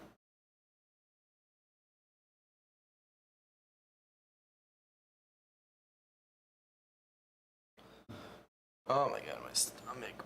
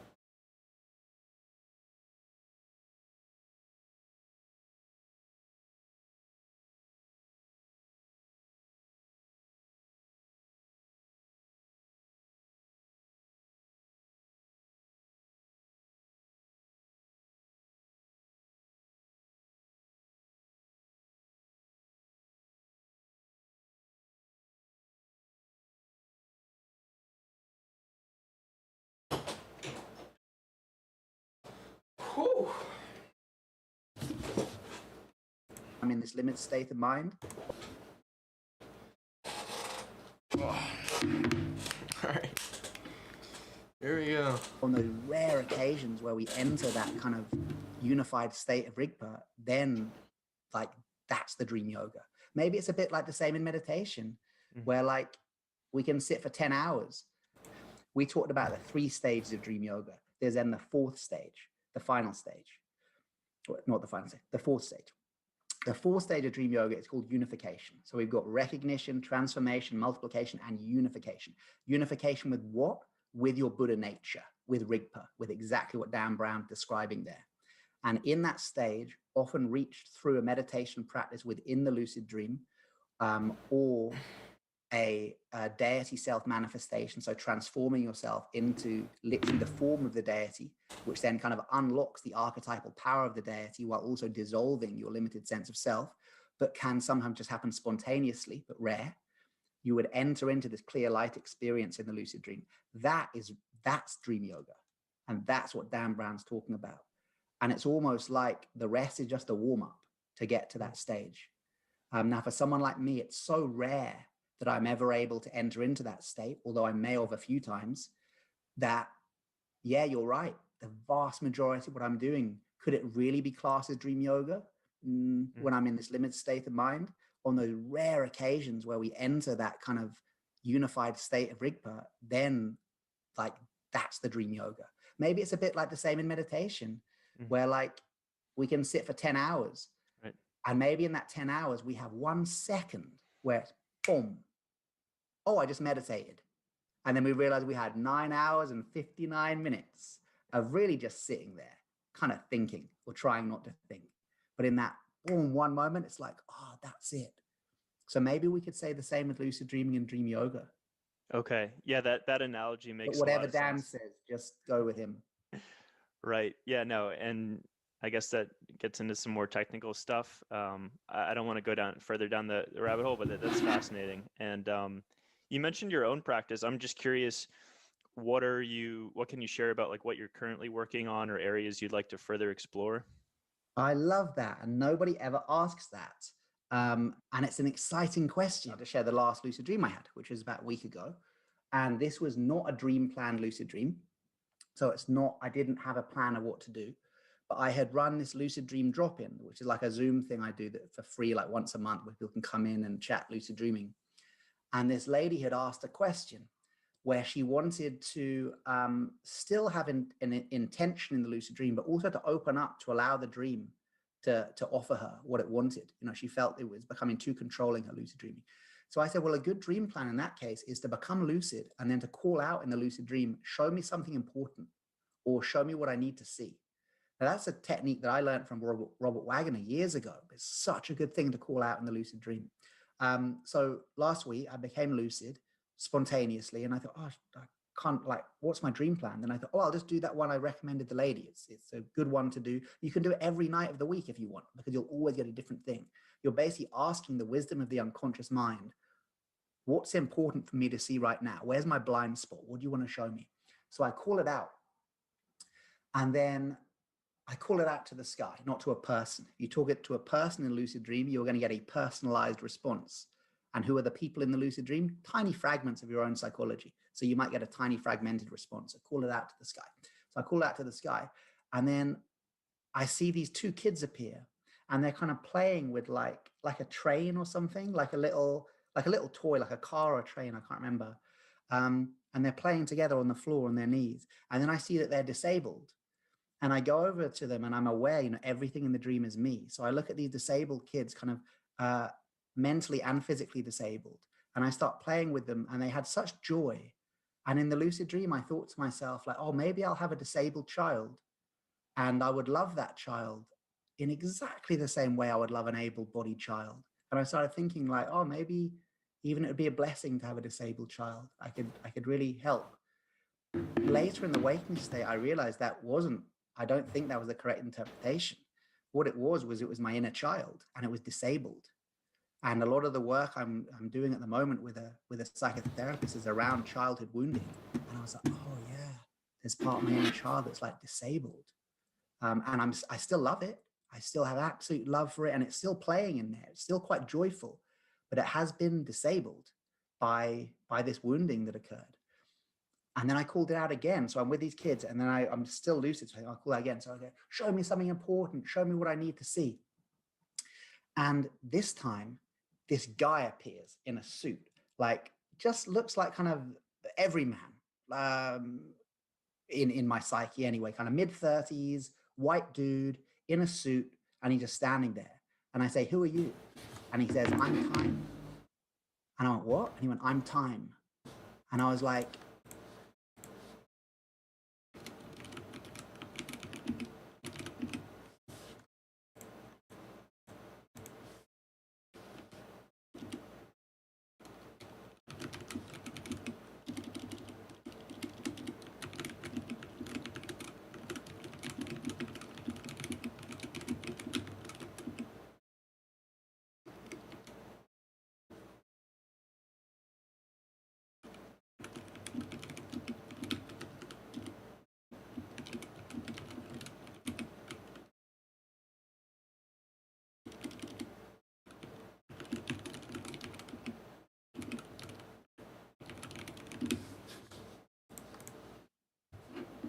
what do you mean? Like, you're the personification of time? And he said, yeah. And I was like, oh shit. Okay, how do you work? And he goes, let me show you. Jump on. And I'm like, what? And he goes, jump on. And then I jump on his back like a piggyback, like a kid would do on their father, like my hands are over his shoulder like that. And then he starts walking. And as he walks, these images appear. And the images explain to me while he's walking through that time. Oh no, he says, I move you forward to create the illusion of you. I move you forward to create the illusion of you. And I realize, like, we're piggybacking on time, and that time is like, it's required for us to sustain the illusion, the illusory sense of self. I still haven't really fully processed this. Maybe someone watching can have a better interpretation. And I was like, oh shit. And then he shows like how everyone is just piggybacking on time. And this is like the concept of time moving forward. And then when I'm on his back like that, I whisper into his ear, and I think, I don't know why. Well, I know why I said this, because I'm hurting from it. My mum's got Alzheimer's, like pretty advanced stages now. So I'm scared by that, and it hurts me. And I whisper in the ear of time, how can I cope with my mum's death? How can I cope with my mum's illness? And then he looks up again and goes, and he points, and again, these images appear, and it's me piggybacking on time through a maze. And we're piggybacking towards one thing, and then there's like a dead end at the maze. And he just turns around and goes to another. Then a door opens, and we go through the door, and we go down here, and then another dead end. Then we turn around, we go down another, and a door opens. And he looks back and he says, there'll be many dead ends, but a new door will always open. You will always move forward. And I was like, oh my God, it was just too much. And I start crying in the dream. And then if you cry in a lucid dream, you cry in real life, because again, the brain doesn't think you're dreaming. So then the tears woke me up on my pillow. And I mean, there's loads more to unpack in that dream, but 20 years of practice this year, actually, because I'm 37, 20 years of practice. And I'm still amazed at the power of this stuff. I'm still amazed at the ability for the mind to create those teachings, such wisdom. And I know it was just me. It was my idea of how time works. It's probably completely inconsequential and bullshit, but it was my idea of how time worked. It was my idea of my inner child. It was my idea of working through my mum's illness, but it had a deeply healing and profound effect on me that was nothing but beneficial. And I think, what a cool resource. What a cool resource there is. And I want to help as many people contact that resource as they can, because why are we here, right? Other than to try and help. Yeah, it's fascinating that you could like teach yourself something, and it's like you might have known that deep down somewhere, but it wasn't conscious of it. And even, I mean, yeah, we I guess we can't know for certain what's going on there, but it's just wild to me. And you read about people who've come up with new inventions and So such from lucid even if you're dreams. really skeptical, we now know Beyond doubt, the unconscious mind is like a huge hard drive of experience. We know this on the fMRI studies on hypnosis, which are freaking interesting, by the way. Putting people into fMRI scans and then putting them in hypnosis and basically seeing, is it for real? And yes, it's for real. Like when people like stopped, weren't getting a pain response when they put stuff in their arm, and they could see, the brain is literally not lighting up. They aren't faking it. They're not pretending to be hypnotized. They're not feeling pain. So we know from those studies, sorry, the one I was referencing was actually a memory study where they found people could tell the color of their wallpaper on their bedroom wall and their pre-verbal, thus confirming the theory that the unconscious mind is a hard drive that contains, tell the color of their wallpaper on their bedroom wall and their pre-verbal, thus confirming the theory that the unconscious mind is a hard drive. Their pre-verbal, people could tell the color of their wallpaper on their bedroom wall and their pre-verbal, thus confirming the theory that the unconscious mind is a hard drive that contains all our memories. Think about every book you've ever read, every podcast you've ever done, every good piece of advice you've ever received, every film you've ever watched, every TED talk you've ever watched. All of that is stored in this library of wisdom in the unconscious mind, or library of wisdom, not even say that, library of information in the unconscious mind. We don't have much access to that library. In a lucid dream, you get the keys to the library, and there's some intelligence within the dreamer that can pick out or maybe create algorithms of possibility based on those huge amounts of data and information that can basically give us pretty good advice. I think that's what's working. At a spiritual level, yeah, maybe there's other stuff going on, but at a really basic level, at least that is what's happening. So the last thing I wanted to touch on was just this idea that this practice really does impact your waking life beyond working through these psychological blocks that can obviously have a profound effect on your waking life. But you have this concept of lucid living, and even just the idea that doing reality checks throughout the day can make you realize when you're on autopilot and help get you off of autopilot and become more aware of your surroundings. But then just broader implications like this idea that everything in the waking state is also happening in your mind. And just curious if you could talk a little bit more about this idea of lucid living and how lucid dreaming practice can bleed over into areas of your daily life. Yeah. So from a Buddhist point of view, like the main point of having lucid dreams is because every time you have a lucid dream, you're said to get like a tiny, tiny taste of awakening. Because in the lucid dream, the moment you become lucid, a revolution happens in the mind. You see what I thought to be existent is in fact non-existent. What I thought to be outside of me is in fact an internal projection of my mind. And all the people who I thought were separate from me are in fact non-separate aspects of my own psyche. It's said that if you have enough of those experiences in a lucid dream, eventually like kind of drops filling a bucket, it might flow into the waking state. And if you look at the descriptions of people who are fully awakened, it's very similar to like how we might feel in a lucid dream. And even if you want to get really far out, even the same capacities we have in a lucid dream. If you look at the kind of tales or myths, if you want to see them as that, of these great yogis from all the different traditions, not just Buddhism, who have the ability to fly. Listen, it's Jesus, for example, right? Jesus could walk on water. Sounds a bit like multiplication stage, right? Doing impossible things. Jesus could take one loaf of bread and turn it into 1,000 loaves of bread. Remember what I said about the pineapple? That's literally exactly what you train for in the lucid dream. The other great yogis of the past who said to be able to walk through walls, appear in two places at once, that's not like random miraculous stuff. That is specifically the kind of miracles that you are trained to rehearse in a lucid dream. So perhaps there's some truth to that, that if you have enough of the experience, eventually it bleeds over into the waking state. And that would be full lucid living. If we were fully lucidly alive, that would be like Buddhahood, right? So obviously incredibly, incredibly rare, but maybe we can get little flashes of it if we have enough lucid dreams. I'm still waiting for mine, but pray that it comes. So there's that potential. That's the kind of concept of lucid living. I think from a psychological point of view and from a scientific point of view, again, let's always ground this stuff in science. They've found that lucid dreamers, when you look at their brains, they have, psychologically, lucid dreamers are better at thinking outside the box. So people who have regular lucid dreams think more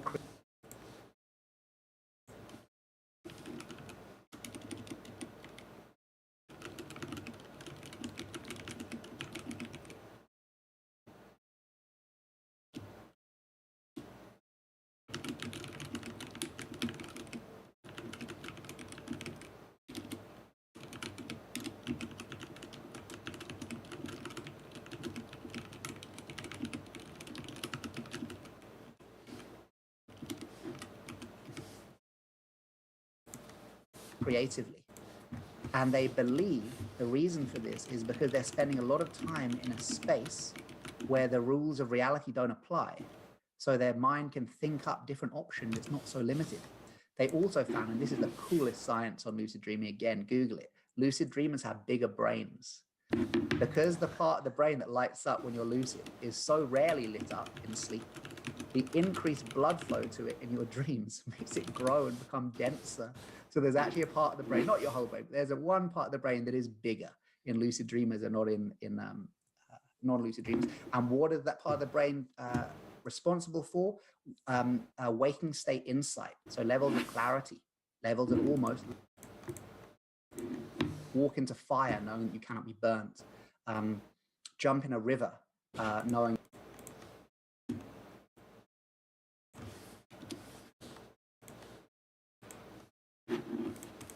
I'm just curious, what can you share about like what you're currently working on or areas you'd like to further explore? I love that. And nobody ever look at these disabled kids kind of mentally and physically disabled. And I start Further explore? The rest is just a warm-up.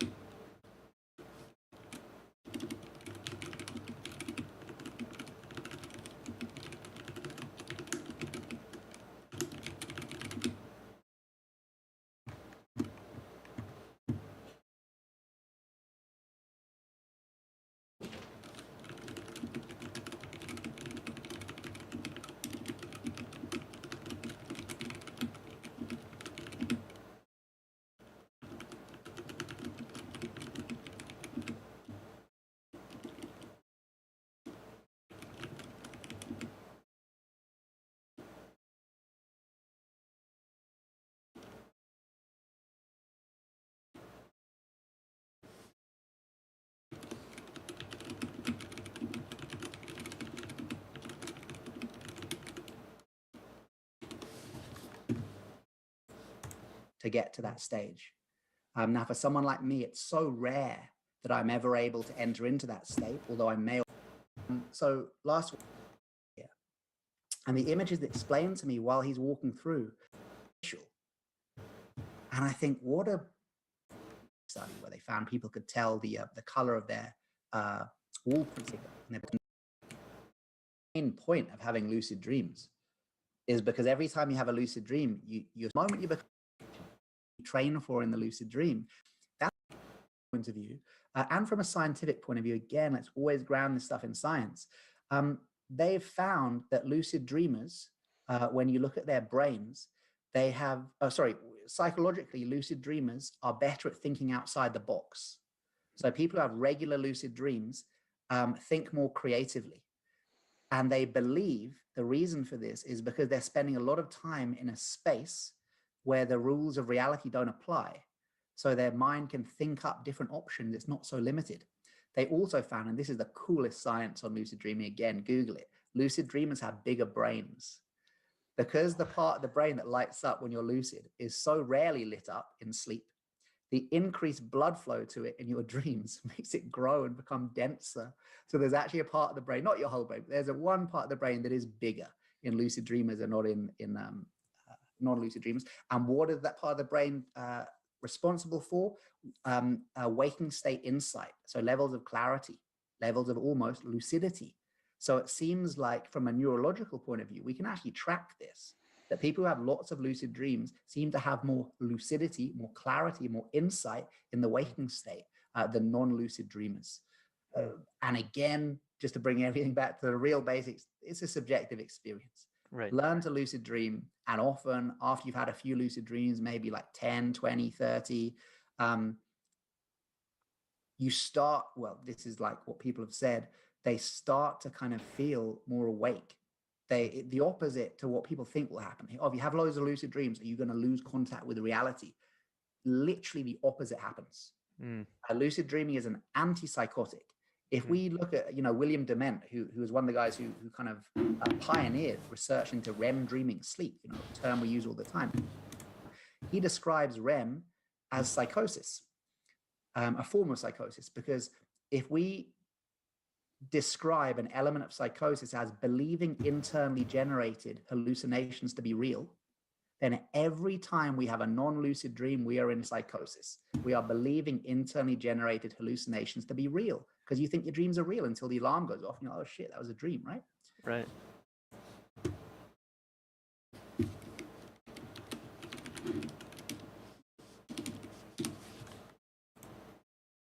Oh, it feels so good to be back. I'm still like a little sick, but not as sick, but it feels so good to be back in the environment. Yother.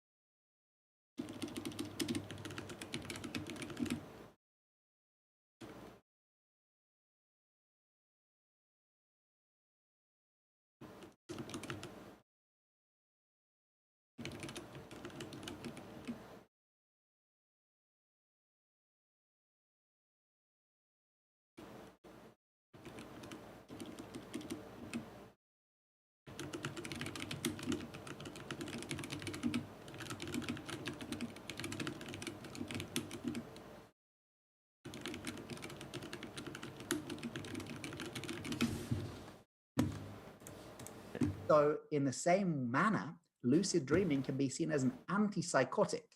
Every time you have a lucid dream, you are training the neural pathway of the brain, or you're training the insight part of the brain to say, oh, I can see through projection. I am more aware of internal hallucination. I know that, sorry, not even more aware. I know the difference between internally generated hallucinations and reality. This is why lucid dreaming is such a good prep for anyone who's going to do like ayahuasca or like some heavy psychedelic trips, because lucid dreaming trains you to tell the difference between what are basically psychotically generated hallucinations and, conscious reality. So I think that too, trains us to be kind of more awake, more aware. And you see this in lucid dreaming. People are often expecting lucid dreamers to be really like, whoa, hippy dippy, man. Wow, I'm having a lucid dream. They're not, man. Most people with a stable lucid dream practice, like, boom, this is it. I'm awake. I know when I'm asleep. I know when I'm awake. No bullshit. We're not losing contact with reality. If anything, we're training our minds to know reality. So I think that's an element of lucid living too.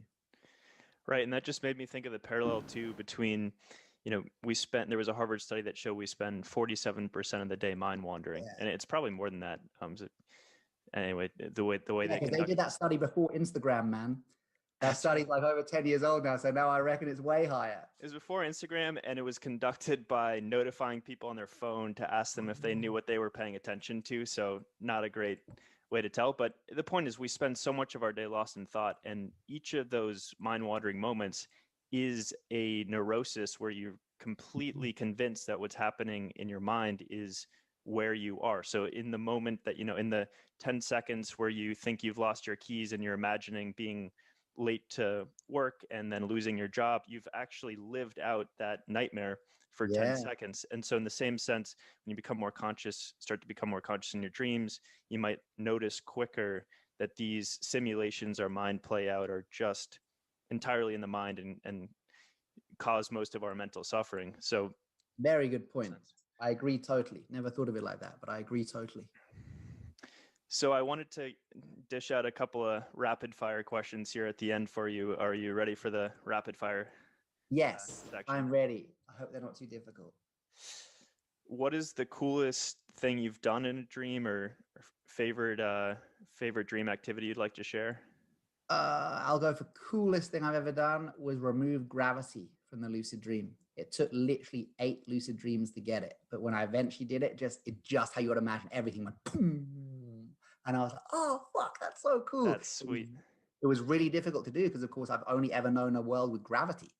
So like the mind just couldn't comprehend a world without it, but eventually it could. Yeah. Unreal. I'll have to try that. It'll probably take me years. But Super cool. if you could have dinner with anyone, past or present, who would it be? Padmasambhava, the second Buddha of Tibet. That's so funny. Last night I was asking myself that question. That's the answer I came up with. Do you want to Really? explain? Same one. Yep. Do you want to? Oh, dude. Well, look, we can double date it. You know, he's a busy man, so we'll do it together.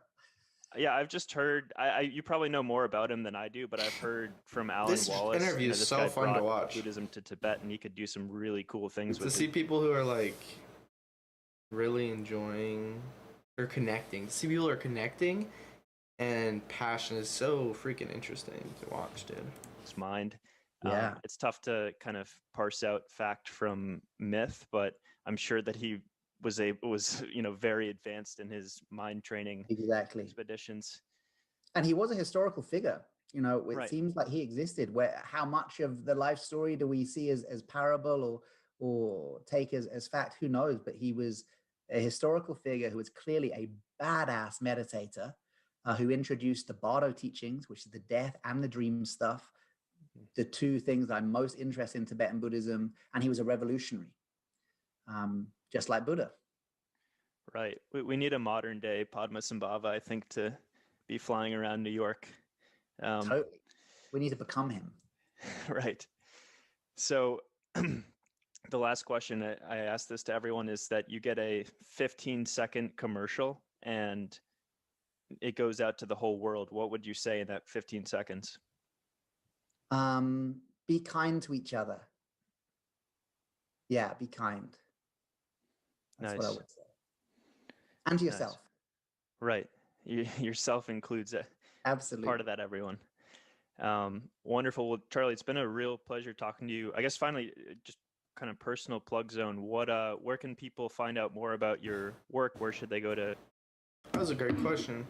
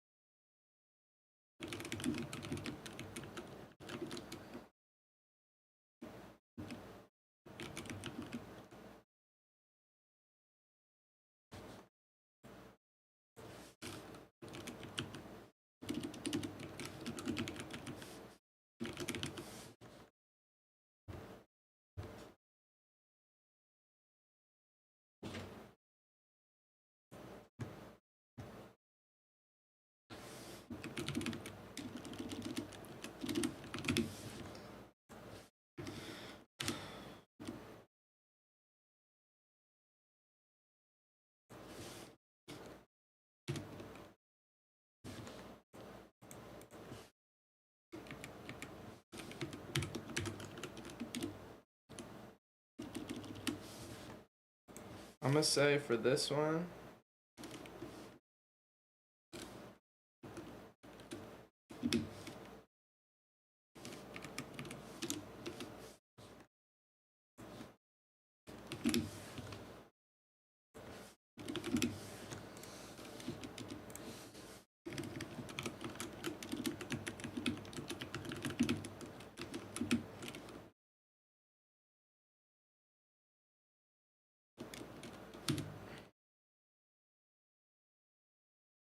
um,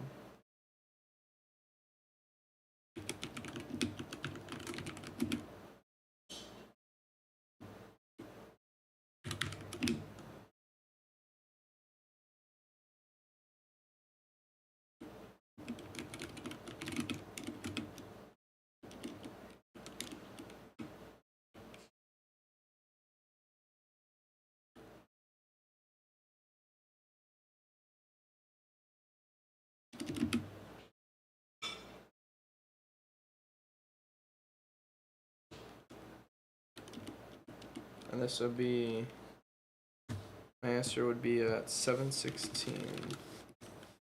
2.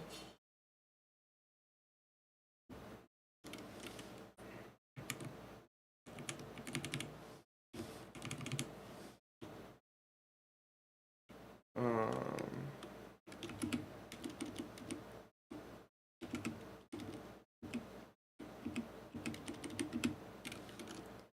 um,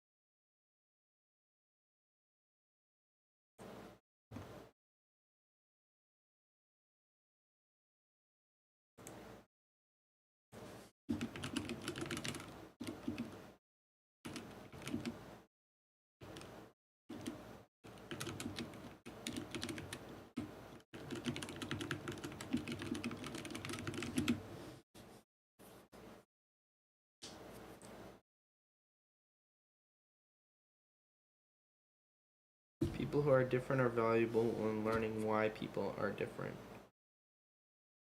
is valuable.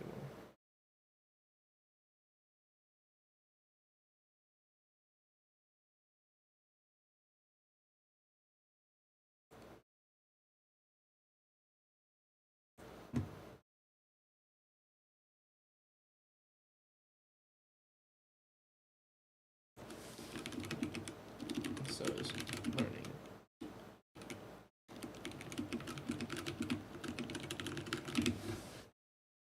I like that.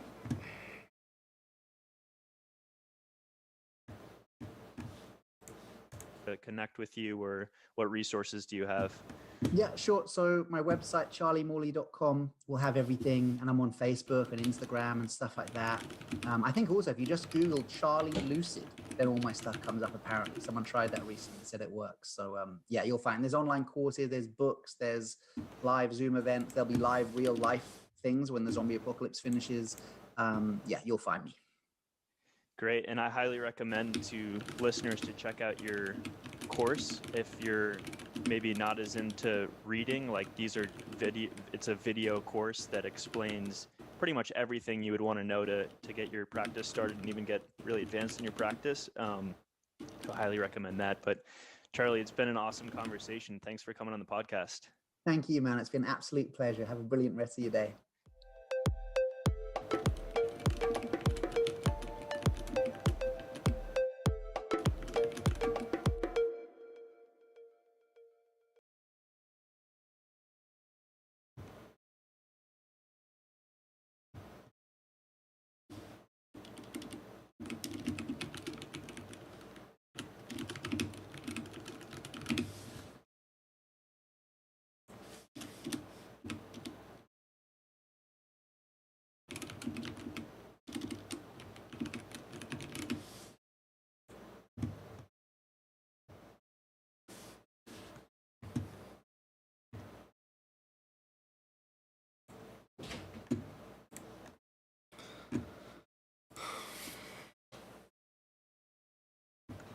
Dream is happening. So it's not just a really vivid dream. It's not a dream where you see future events and those future events come to pass. And it's not an outer body experience. If you are ever lucky enough, and I do mean lucky enough, to become conscious and lucid within a nightmare, you're actively aware of the fact you're dreaming. But in this, teaching people dreaming, and then we'll have some more questions too. Then we're going to have 10 minutes. Okay, so what I'm going to do for the next 20 minutes or so, I'm going to try and open your mind to the wonderful world of lucid dreaming. Then we're going to have 10 minutes of questions where you can ask me anything that I didn't cover or anything that you want insights and advice on. Then I'm going to speak to you for another 20 minutes, and then we'll have some more questions too. So I'm going to assume that we're all complete newbies to this. So even if there are some really advanced anironauts, and that is the name of someone who practices lucid dreaming, for you advanced anironauts, please just sit back and relax, maybe even have a little nap, have a lucid dream while I cover the basics. So my name is Charlie Morley, and I have been lucid dreaming for 20 years. And I spent the last 11 years traveling around the world, teaching people how to lucid dream. So that's my thing. I write books about it. I do courses about it. I've got a new Mind Valley Quest teaching you guys how to do it, which is coming soon. But in this talk, rather than teaching you how to do it, I want to open your mind to the potential of it. So first of all, let's start with the basics. What is a lucid dream? A lucid dream is a dream in which you're actively aware of the fact you're dreaming as the dream is happening. So it's not just a really vivid dream. It's not a dream where you see future events and those future events come to pass. And it's not an outer body experience where your consciousness shifts out of the body.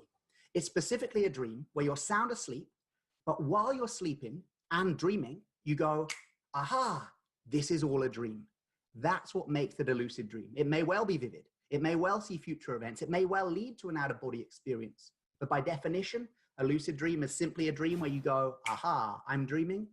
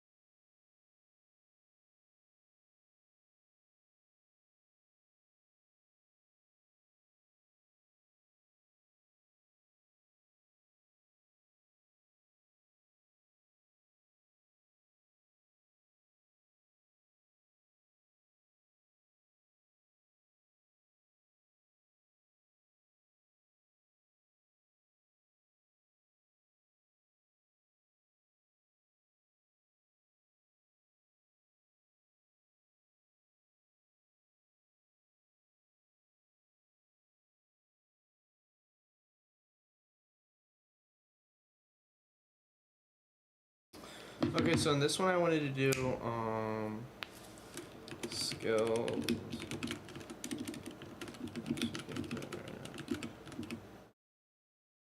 Some point. What was it? Fuck. I lost the skill. Damn it. As the dream is happening. The fuck? Hello? Now, lucid dreaming doesn't happen in that in-between state. It's not a hypnagogic. Now, lucid dreaming does may well lead to an out-of-body experience and body. It's specifically a dream where you're sound asleep, but while you're sleeping and dreaming, you go, aha, this is all a dream. That's what makes it a lucid dream. It may well be vivid. It may well see future events. But I don't know. Well, now we have it. Oh!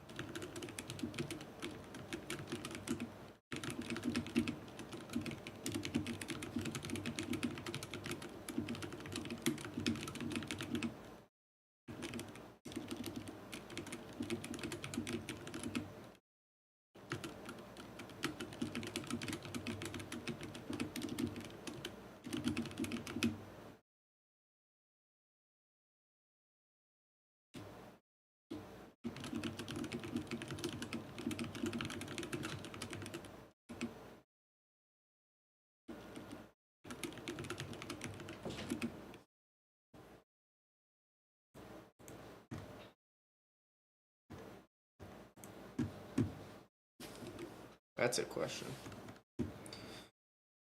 Um...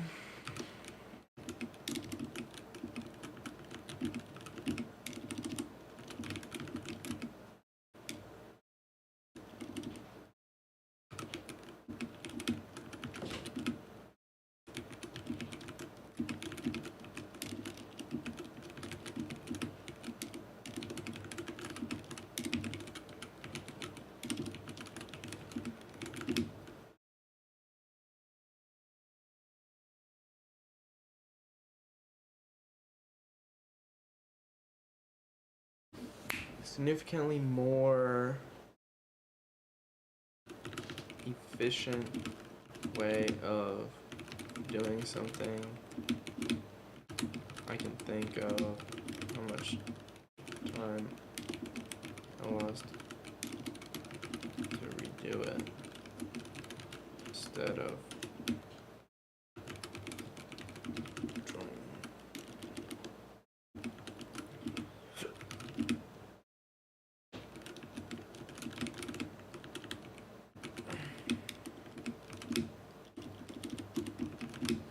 Efficient and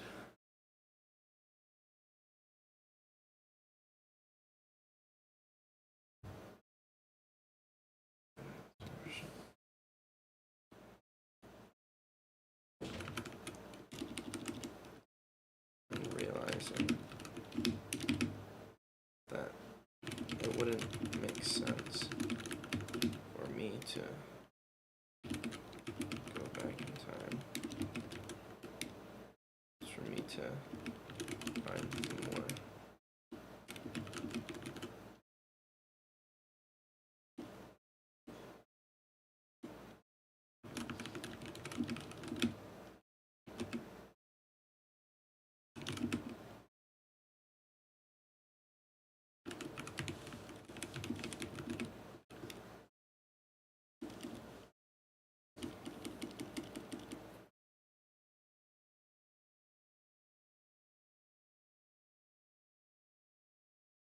Accepting that I did lose time, or like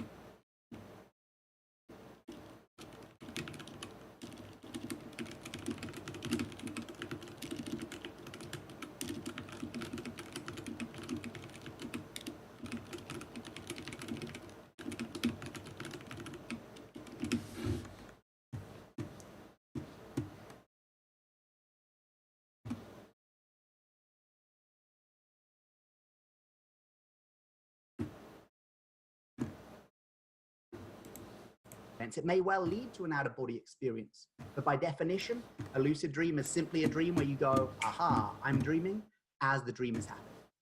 Now, lucid dreaming doesn't happen in that in-between state. It's not a hypnagogic phenomenon. It's not a shamanic journey. It's not yoga nidra. Although yoga nidra, shamanic journeying, all these things can help with lucid dreaming. Lucid dreaming actually happens in REM dreaming sleep, which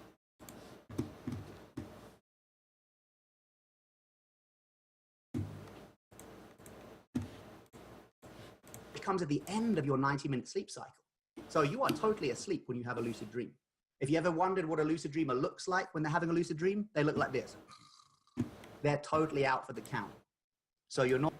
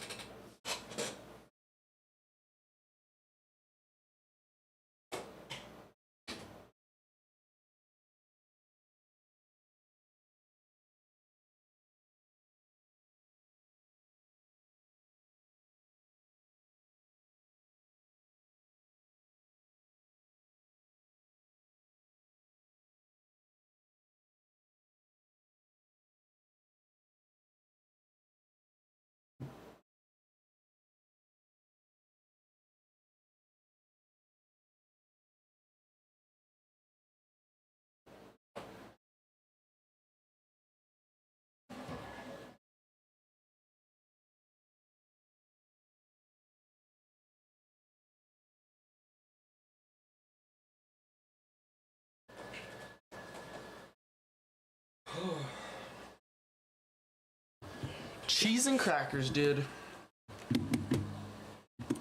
Cheese and crackers. I guess we can try no headphones.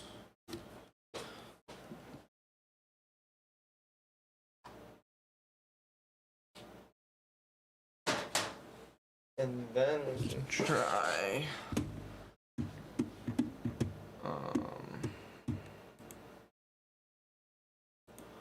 we can try, you can still hear me? We can try muting the desktop audio. We can go like this. Oh. Oh, because these aren't plugged in.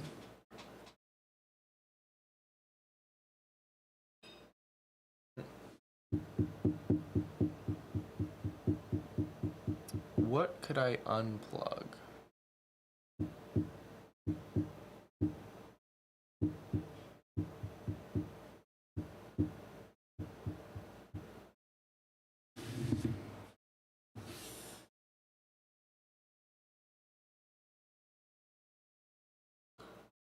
This is interesting. I really don't have any more plugs.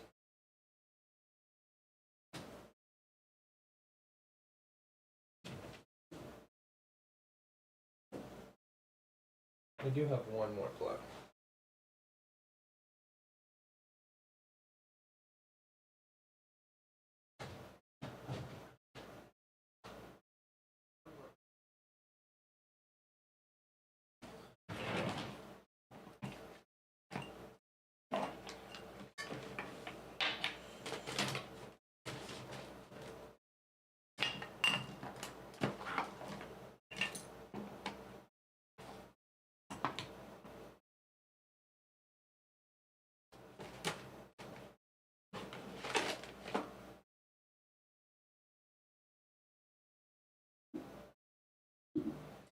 That plug's really small, short.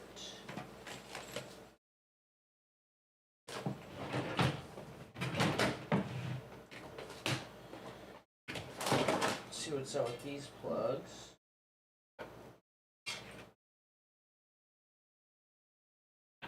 This one's longer. Man, this one's hella fucking long. But will it work?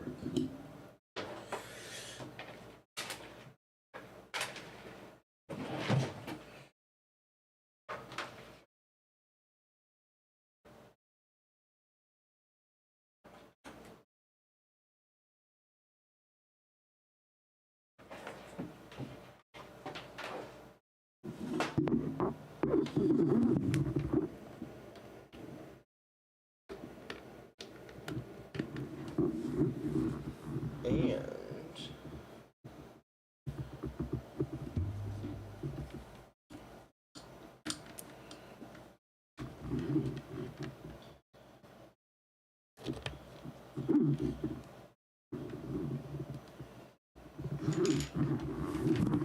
like this.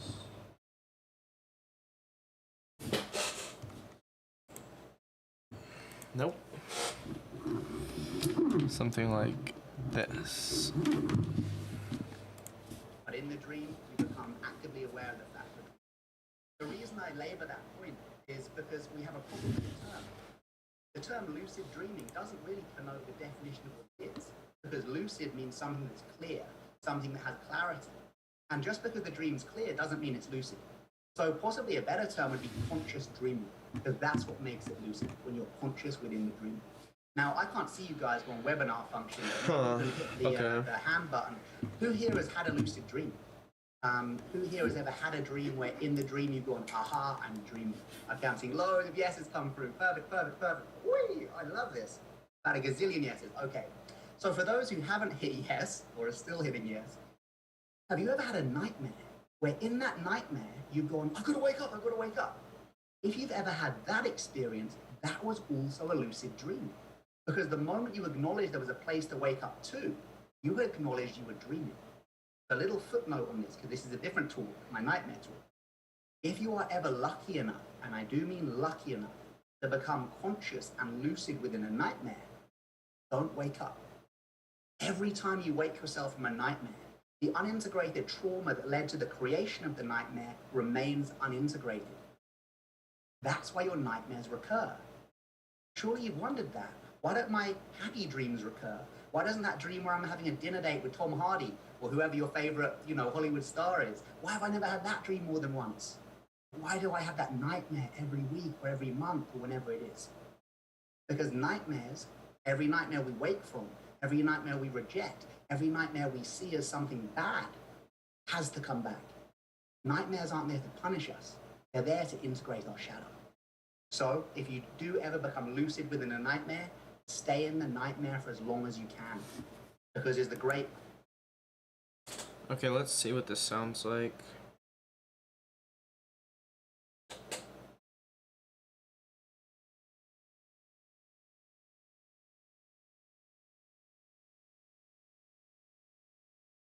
Become lucid within a nightmare, stay in the nightmare for as long as you can. Because it's the great... Okay, let's see what this sounds like.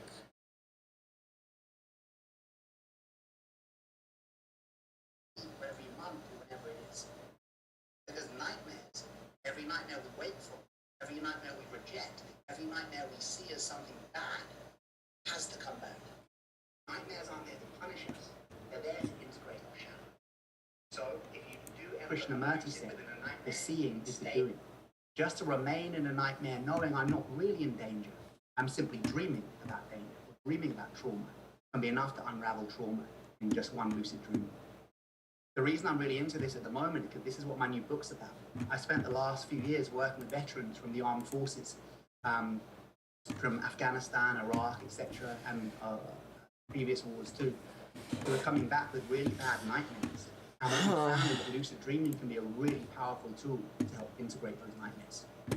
Footnote over, back to the main talk. So, a lucid dream is a dream where you know you're dreaming as the dream is happening. Once that happens, you can control, although I'll be careful with that word, direct and choreograph the dream at will.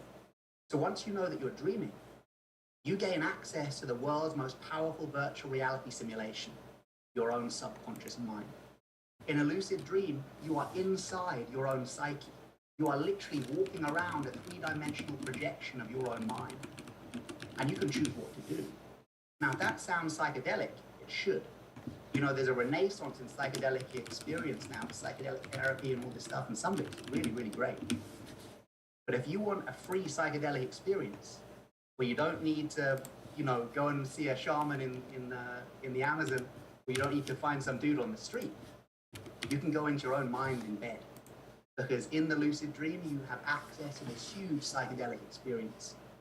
So once we're lucid, we know that we're dreaming, we can choose what to do. So let's say you want to fly through the sky. Most people will go, boom. Well, most people. I'm a Superman flyer. Again, we can have a yes in the chat box here. Usually 3 main types of flyer in their lucid dreams. Who's a Superman flyer? Who flies like this? Any yeses for that? Second type is the swim. Second type is the swim flyer. Anyone fly like that in their dreams? Quite a few people. Oh, there we go. And the third main type of flyer in the dreams is the bouncer, who kind of like get a bit of gravity and then get a bit of gravity. Okay. Oh, the swimmer, we got bouncers coming through. Okay, cool. So in the lucid dream, let's say I want to fly. Put my hand up like Superman and I fly. Now, you might think that that means I'm controlling the dream. Well, I may be controlling my subjective experience. I'm controlling how fast I fly, I'm controlling left, controlling going right. But to say we're controlling the dream is actually to underestimate the power of the subconscious mind. Because although we may be controlling our subjective experience, what is controlling the trees that I'm flying over? What is controlling the people walking in and out of the shops if I'm flying over a scene of London? What is controlling the wind on my face as I fly through? I'm not choosing for that to happen. So although I may be controlling my subjective experience, the vast majority of the dream is not under our control. So lucid dreaming is not about dream control. It's actually about making friends with the subconscious mind. And that's why it's such a powerful tool for psychological integration. No sailor controls the sea. Think how arrogant a sailor would be to say, I control the ocean. And yet, a sailor can sail as if they were in control. Why? Because they have such respect for the ocean. Oh, that's such a good analogy. That makes sense. I'm understanding now.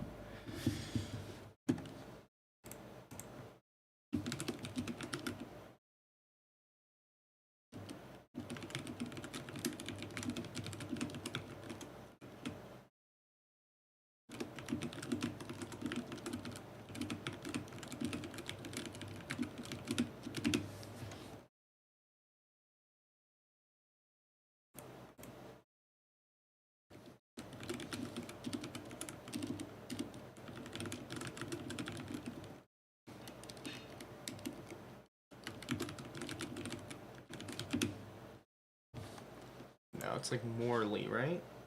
Morally.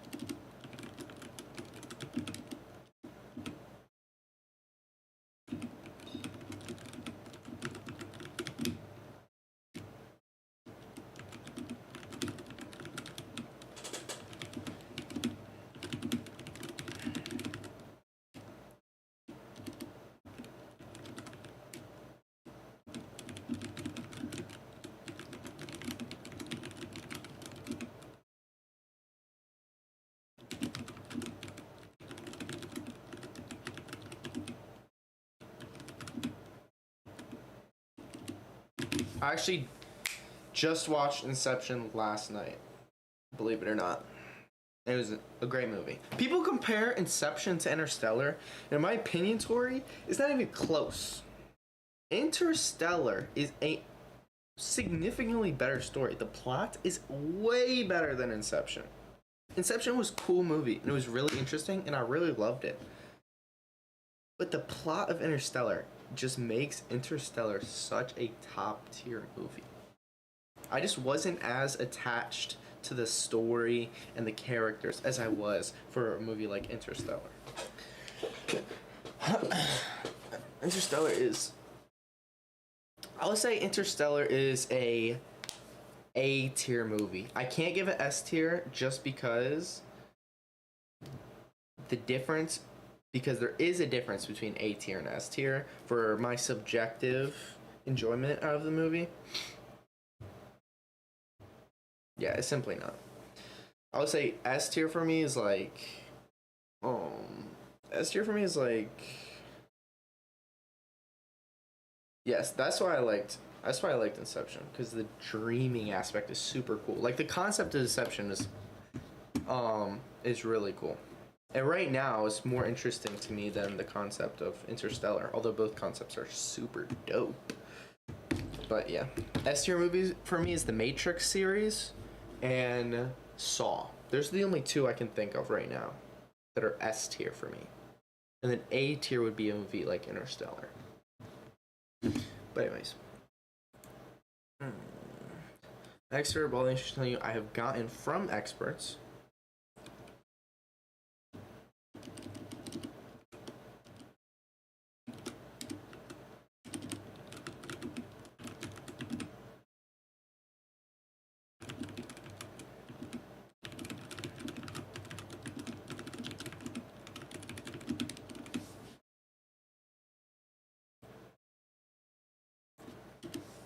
Links are down below. Their names and links are in the description.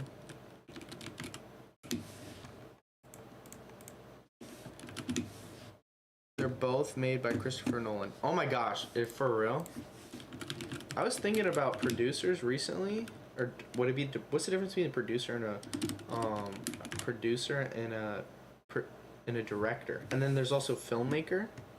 What's the difference between all these three?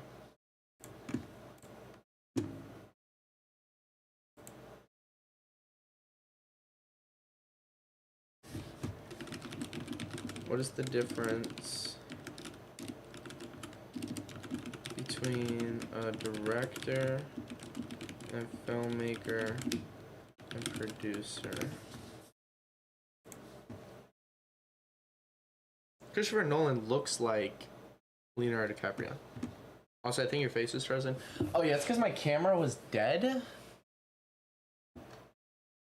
So I needed to let it charge, but now it should be good. But now the green screen's probably gonna be all messed up. Ready for this? Boom! See, there's the green screen. Oh, it's because it's not zoomed in. I gotta zoom in. Like that. There we go. I can zoom out a little bit. Now you see how fake I am with my background. It's not all perfect. It's just right. Just good enough. That's how it is. Just good enough.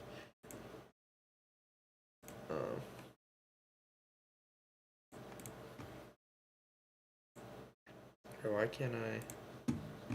Bro, what? Hello? Oh, I think it's just taking a second, maybe. Oh, maybe not. I don't know. Christopher Nolan movies. Oh, he did he did the Batmans. He did Oppenheimer. Oh, I gotta watch Oppenheimer then. Actually, I don't know how good that was. 8.7, 8.8, 8.3. The Dark Knight Rises was 8.4. Interesting. Dark Knight, I would say, is an A tier movie as well. It was A tier when I watched it. Maybe it would be like B tier now. I don't know. Not sure.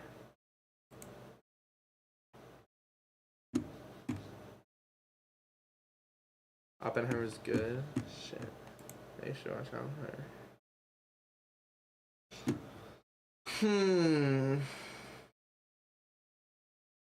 I wonder how much there is a delay of like when you actually type the comment and I see it. All that quantum physics? For real? Alright, I'll probably watch that tonight then. I didn't know that. Quantum physics? That sounds cool as shit. Can get boring at some parts because it's a long movie, but I liked it. How long is it? Oppenheimer. Yo, I'm definitely watching this movie now.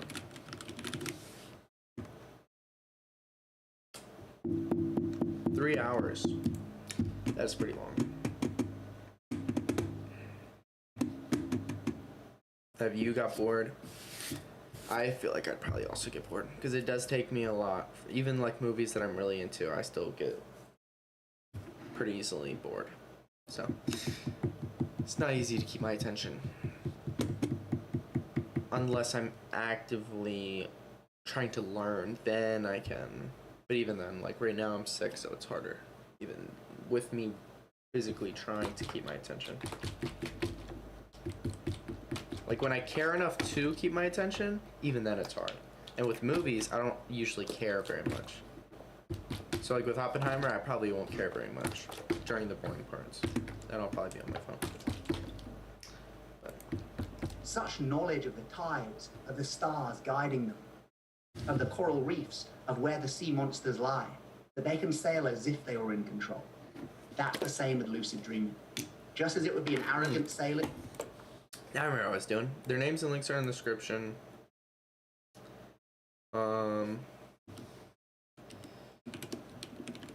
It is difficult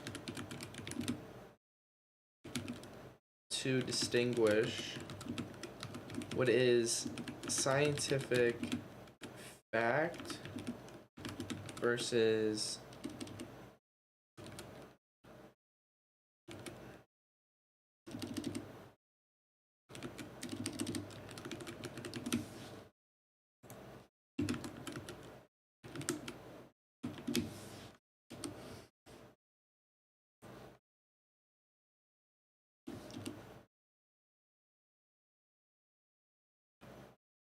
I guess would this be like more anecdotal?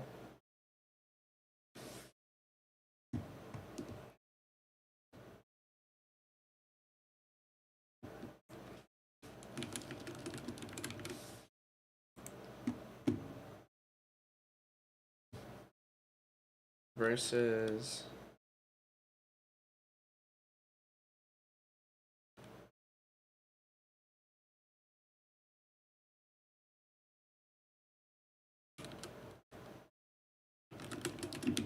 hypothesis versus theories. I think it'd be hypotheses. Hypotheses.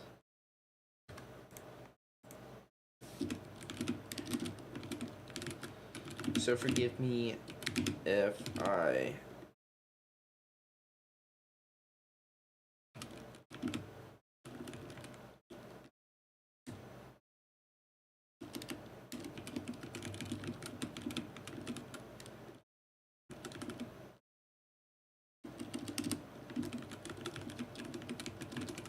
possible.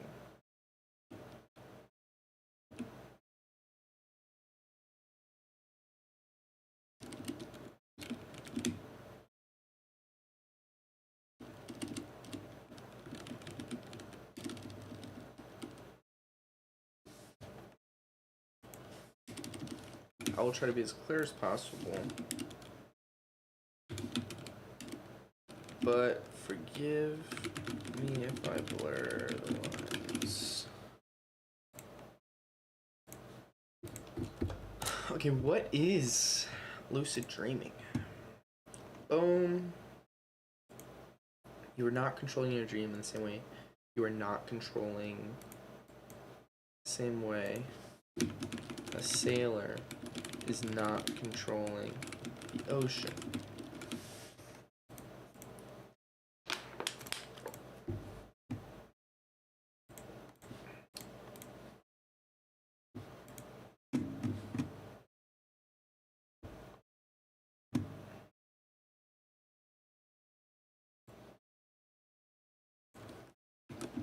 A sailor might be so skilled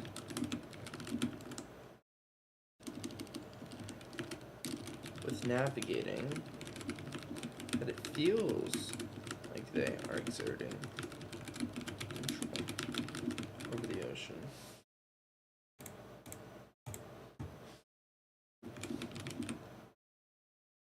At the end of the day,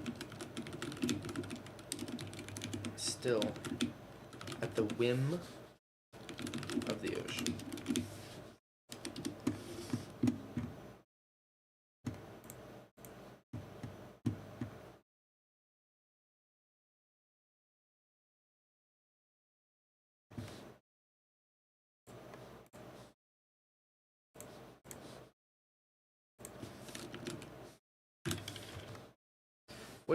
I go shift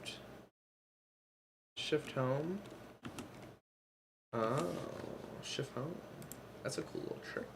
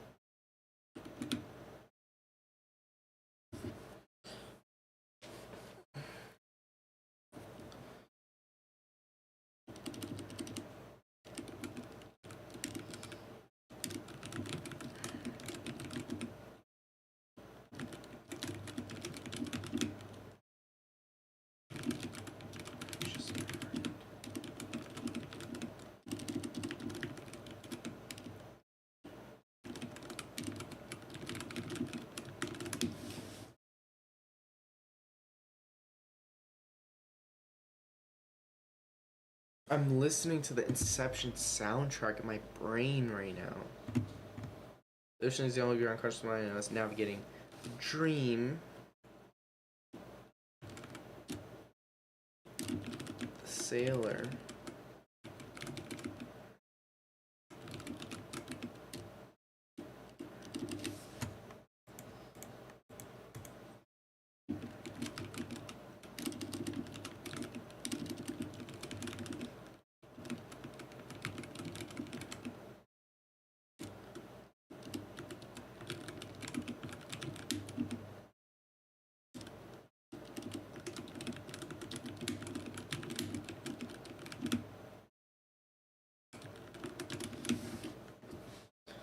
That's a really good way of putting it.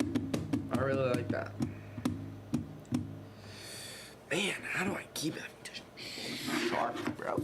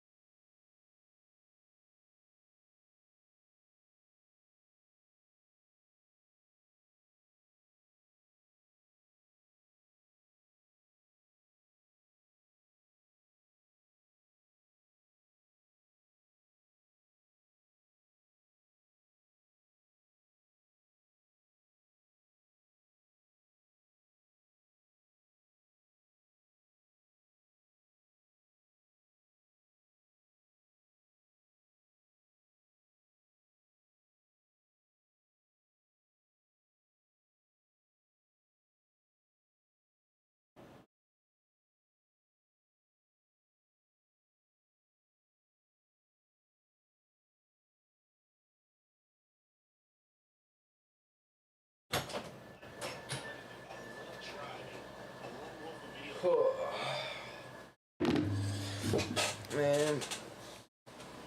Shit sucks. Like, the stomach issues ain't even that bad no more, bro. It's just the crap of having to continuously go to the bathroom.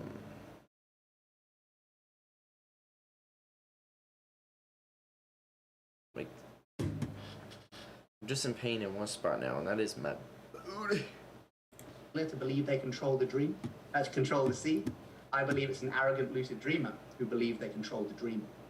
So we don't want to control it, we want to befriend it. But if you make friends with the subconscious mind, you are making friends with 95% of your potential. I'm sure you've heard that old adage, the post-Jungians use of the iceberg of consciousness, right? Above the surface are the top 10%, the conscious mind, that which we're aware of, that which we can see. Below the surface, the iceberg, the vast majority, 90%, the unconscious mind, that which we can't.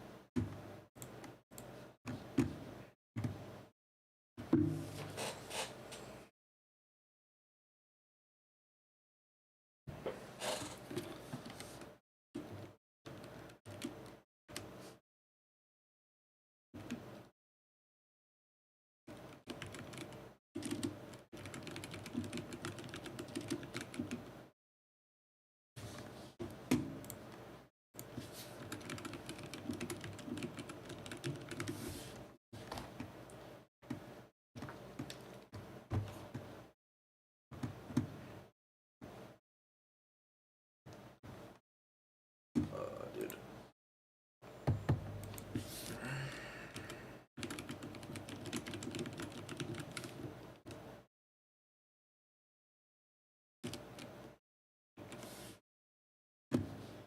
Sun goes boom, boom. Boom. It's still not doing Google, bro? Like, what the fuck, dude? Google search.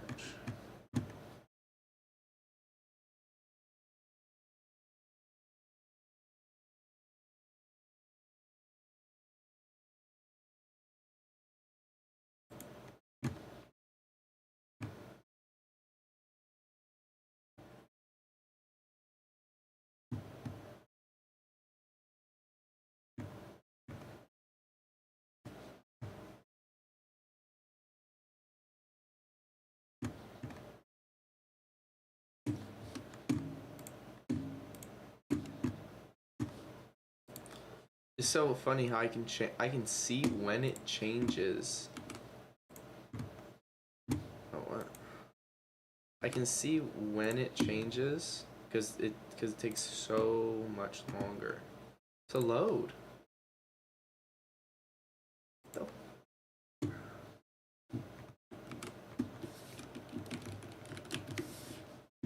No, bruh.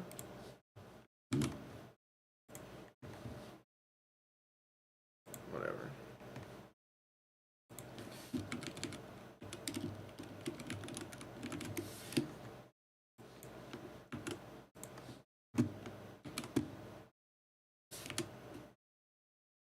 Oh my gosh, bro.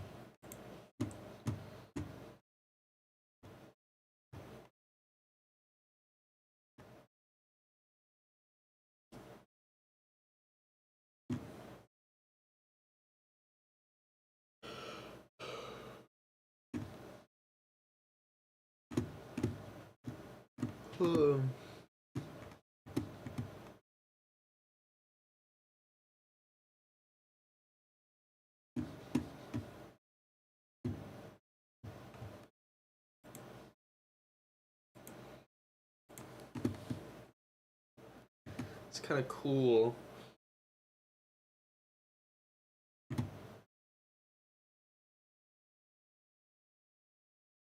If I went into a little bit of depth about what the unconscious mind is like, that might be kind of sick.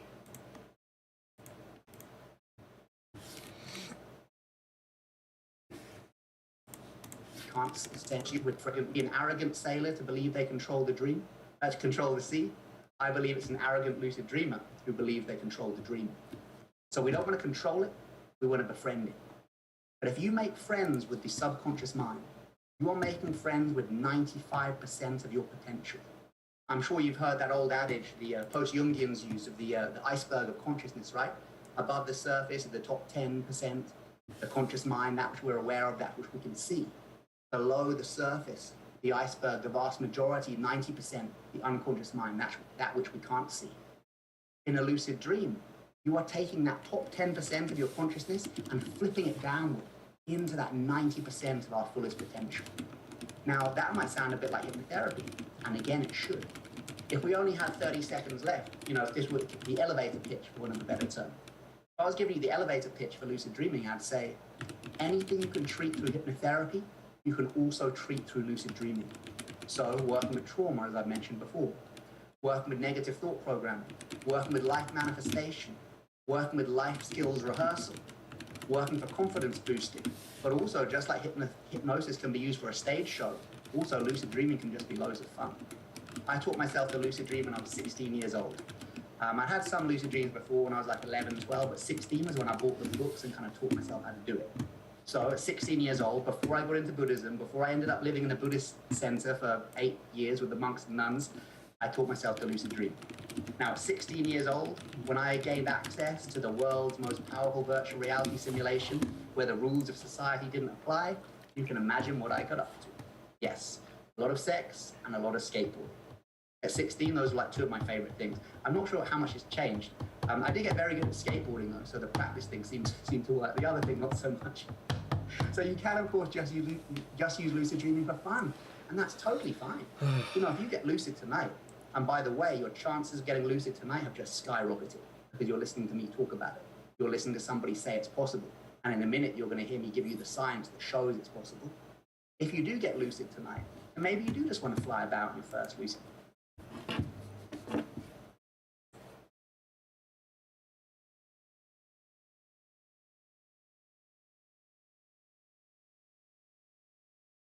To know how dumb I really am. And they've actually done studies. Number 44. Woo! 44, that's me! Get some cold cuts, get some cold cuts, get some cold cuts. I'm just smart enough to know how dumb I really am. And they've actually done studies on this. You can look at people. The people with higher levels of self-delusion score higher on scores of happiness. So this is real. So it was a real, existential dread that I had to live with, that I'll never be smart enough to do the things that I want to do and become. And it really put me down this spiral of I constantly wanted to put myself in smaller and smaller rooms where I was the smartest person there. And so I graduate with a 4-year degree. I go out into the world. I graduate second in my class, by the way.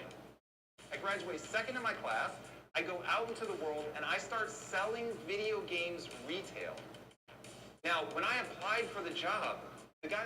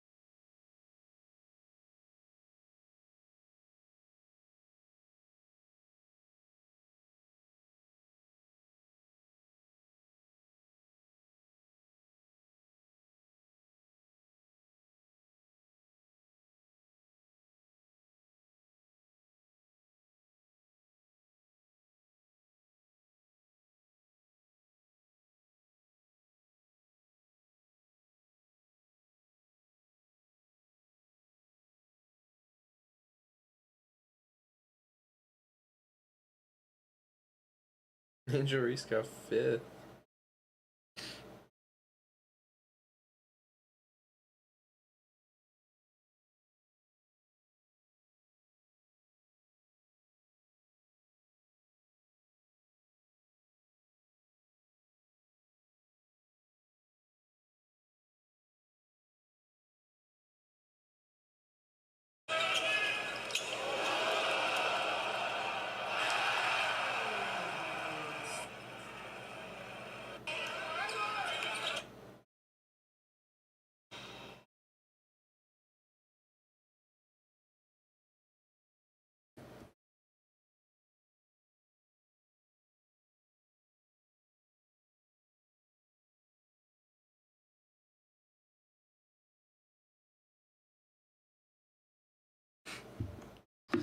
That's funny.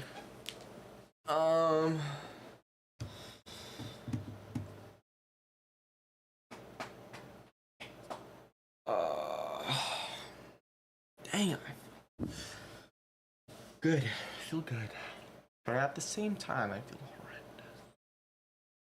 So the question is, do I keep pushing on or do I watch that movie?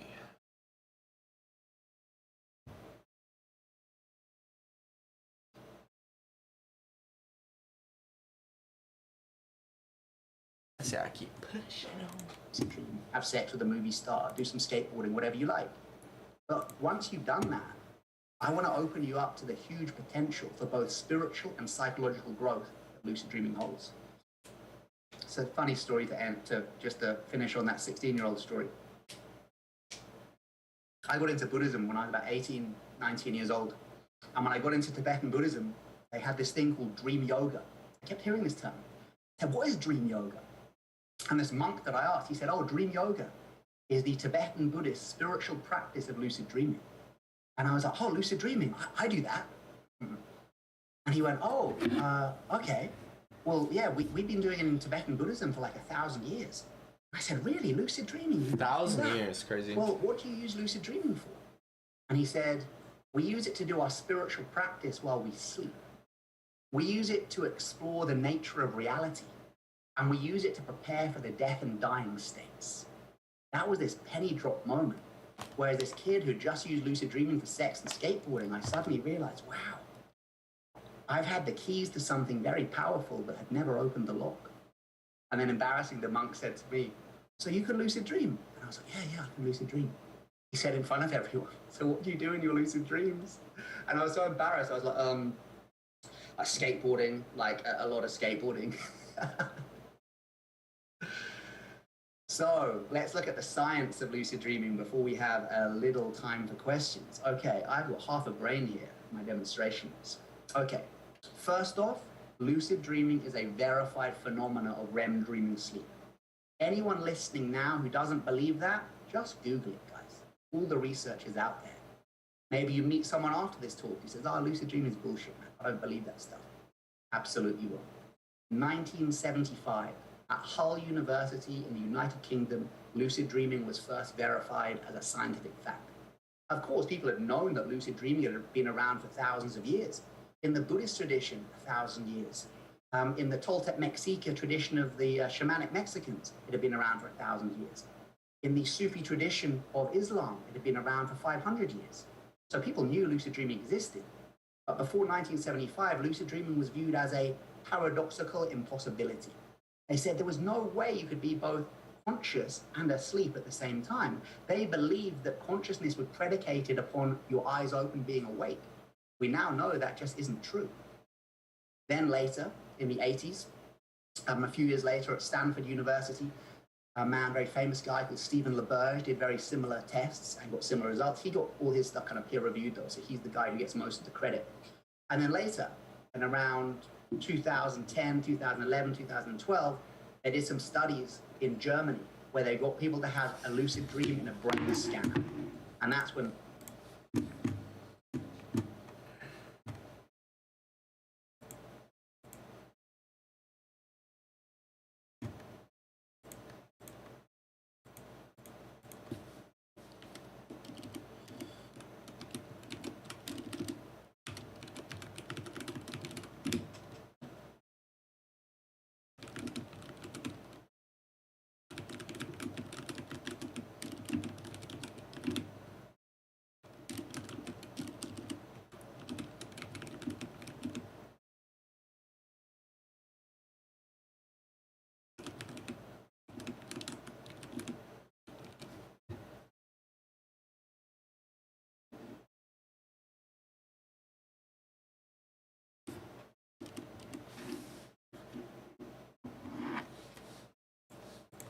really the bets were in, because they saw what happened to the brain when you become lucid. Back to the brain. When you're having non-lucid dreams, like 99% of our dreams are non-lucid, right? Until we've done the training. The back part of the brain is highly activated. Visual cortex, brainstem, occipital lobe. Front part of the brain, prefrontal cortex, very little activation in non-lucid dreams. Now, the scientists believe that your prefrontal cortex is where your sense of self resides, or at least the neural networks that create our sense of self reside. So the Charlie program, the like Me, My, I program, is around here. And in a non-lucid dream, this area gets very little blood flow, which is why I can dream I'm other people. I can dream I'm a child when I'm a man, when I'm an adult. I can dream I'm a woman when I'm a man. I can dream I'm an animal when I'm a human. I mean, you've had crazy dreams you are other people, right? Where you live in different places, which doesn't seem to be you. That's because your sense of self can become very flexible in the dream state, because the prefrontal cortex is switched off. However, once you become lucid, the prefrontal cortex switches on. And that's how your sense of self comes online, and you go, oh, I'm Charlie having a lucid dream. Here's the cool thing. When they put the dude in the brain scanner and he managed to get lucid, that front part of the brain switched on, and they saw, oh, just as we thought, the right dorsolateral prefrontal cortex, the area associated with self-perception, with sense of agency, with sense of I am having experience, lights up like a Christmas tree. You can find that online, actually, the video of it. It's so cool. But here's the cool bit. Once that front part of the brain lights up, not only does our sense of self come online, but another amazing phenomena of the brain comes online. It's called neuroplasticity. I'm sure you guys have heard of this. Hit me a yes in the chat box if you've heard of neuroplasticity. I know you Mind Valley guys will have heard of this. Yeah, 1,000 yeses coming in. Okay, cool. So I'm preaching to converted here. Neuroplasticity is essentially the neurobiological basis of habit. If anyone watching this plays piano, I do not play piano. If you play piano, if we were to open up your skull and find the part of the brain to do with hand-to-eye coordination, that part of the brain in your head would be literally thicker than the same part of the brain in my head, because you spend hours working your hand-to-eye coordination, playing piano. I have not. So neuroplasticity isn't just psychological, it is physiological. It literally rewires and changes the shape of certain parts of our brain. In a non-lucid dream, because the prefrontal cortex is not engaged, Yo, that's neuroplasticity is insane. engaged. What?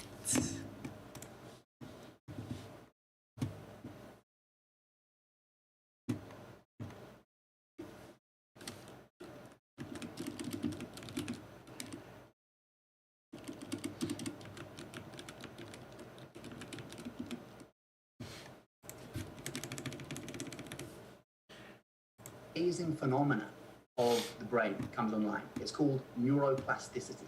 I'm sure you guys have heard of this. Hit me.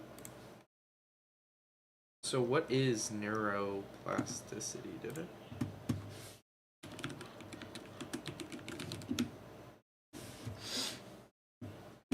Maybe we could look it up on Google, perhaps.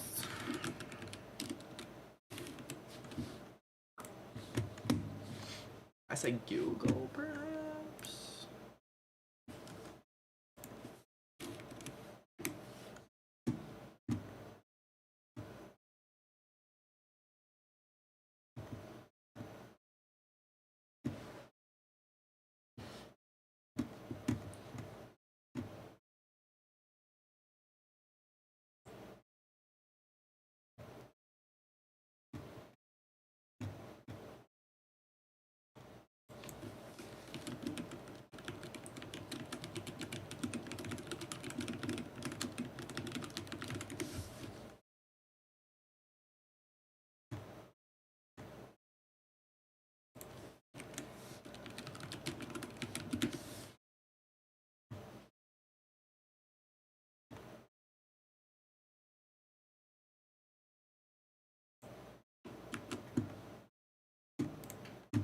I'm just gonna fucking use ChatGPT.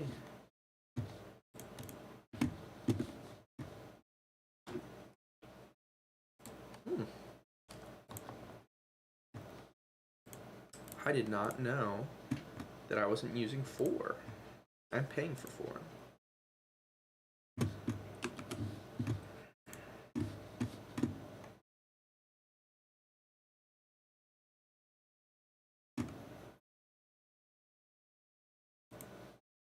me a yes in the chat box if you've heard of neuroplasticity. And Is it so from you know?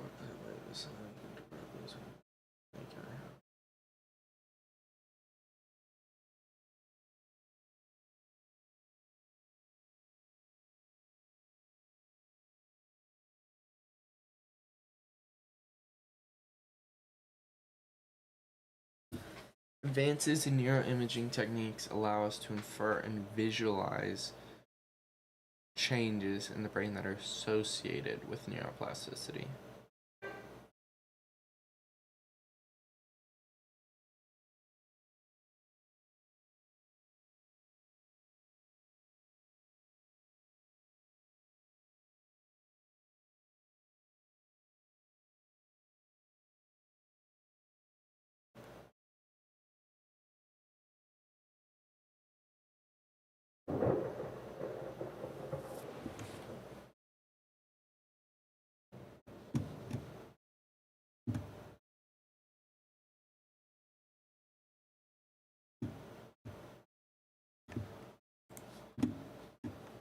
I know you Mind Valley guys will have heard it. Yeah, 1,000, yes. Okay, cool. So I'm preaching to converted here.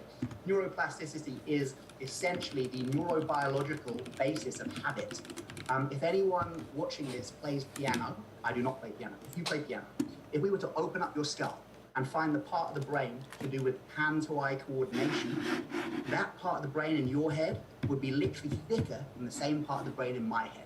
Because you spend hours working your hand-to-eye coordination, playing piano, I have not. So neuroplasticity isn't just psychological, it is physiological. It literally rewires and changes the shape of certain parts of our brain. In a non-lucid dream, because the prefrontal cortex is not engaged, neuroplasticity is engaged to a very, very low level. So you can dream about soccer all you like. Unless you're lucid, you're not going to get any better at soccer. Here's the cool thing. Once you become lucid and that part of the brain switches on, neuroplasticity becomes engaged. What does this mean? It means you can rewire your brain while you sleep. If this sounds shocking, it should. Studies have shown that once you become lucid in your dream, the brain doesn't think you're sleeping. The brain doesn't think you're imagining. The brain doesn't think you're dreaming. The brain thinks you're awake. So whatever you do once you become lucid, the brain starts to rewire itself in favor of that action. This means you can literally get better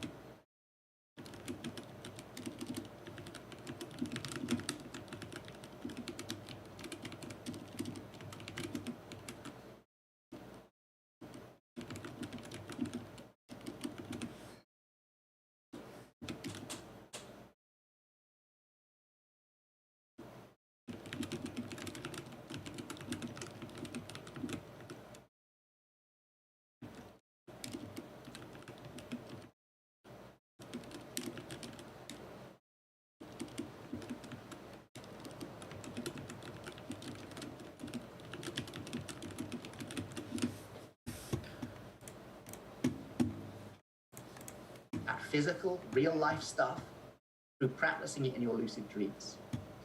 One of the first studies they did was using German athletes, and they got them to do squats. So, squats, right? Like you do in the gym. Bam, squats. They teach these guys to lucid dream. They give them like three months of training, right? And rather than allowing them in their lucid dreams to integrate their trauma, to commune with God, to do their spiritual Buddhist practice in their dreams, they're allowed to do one thing only, and that was squats. So they check to see how many squats they can do in the waking state. Then they go into the lucid dream, they're hooked up to the brain scanners, all this kind of stuff, and in the lucid dream, they do squats. Of course, they're asleep in bed, but in the dream, in their dream body, they do squats. The next day, they test them compared to the control condition. The control condition was visualization. So you might think, oh, isn't visualization just as good? Not quite, because the lucid dream is a 100% visualization. You cannot get more of a visualization than a lucid dream. Long story short, those who practice squats in their lucid dreams got better at squats in the waking state. Fast forward to the next study before we have a little time.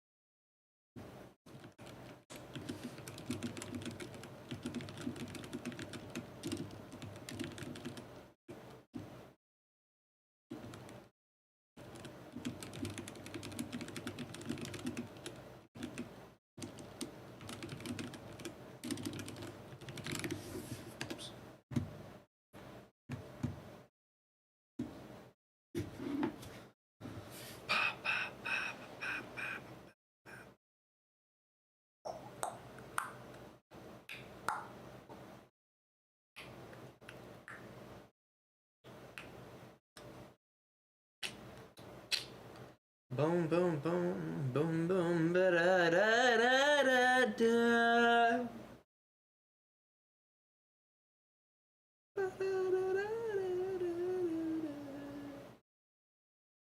Fuck around, you fuck around. You fuck around. Boom, boom, ba dum. Boom, boom, boom, boom.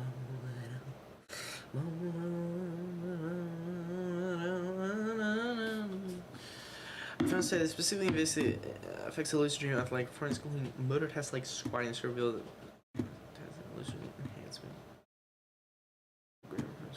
Pricing all the way.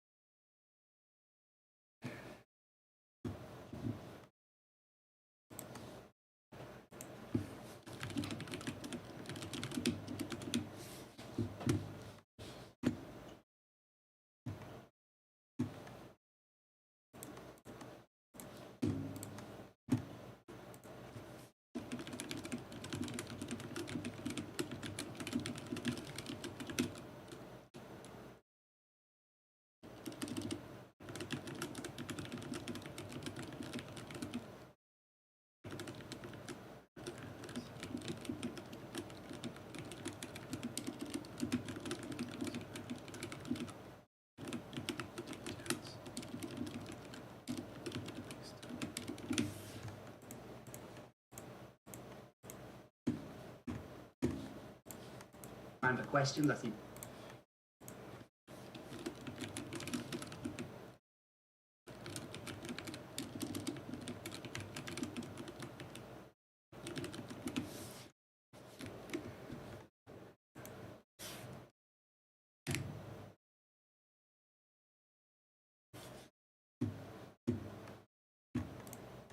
I gave that disclaimer.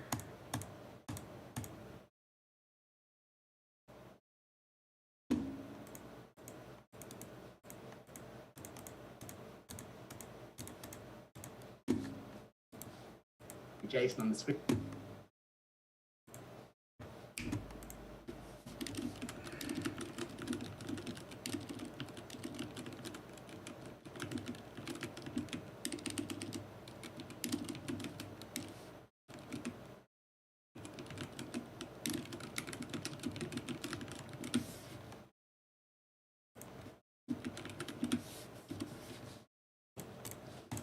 Thank you, bro.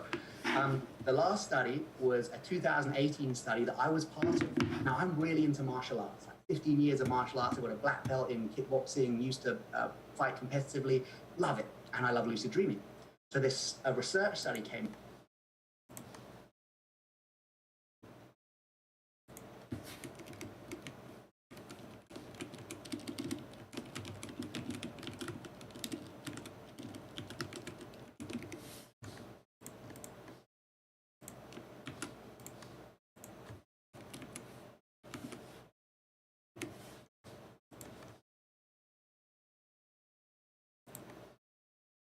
Walk into fire knowing that you cannot be burned.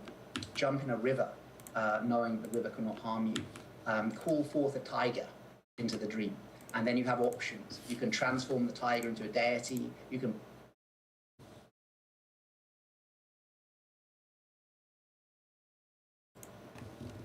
question of you. What I thought would be fun and very informative for the listeners is to ask 10 of the most popular questions. And fingers on buzzers, no conferring. Here we go. And these are questions for which I think there are practical answers. And so we'll do this not.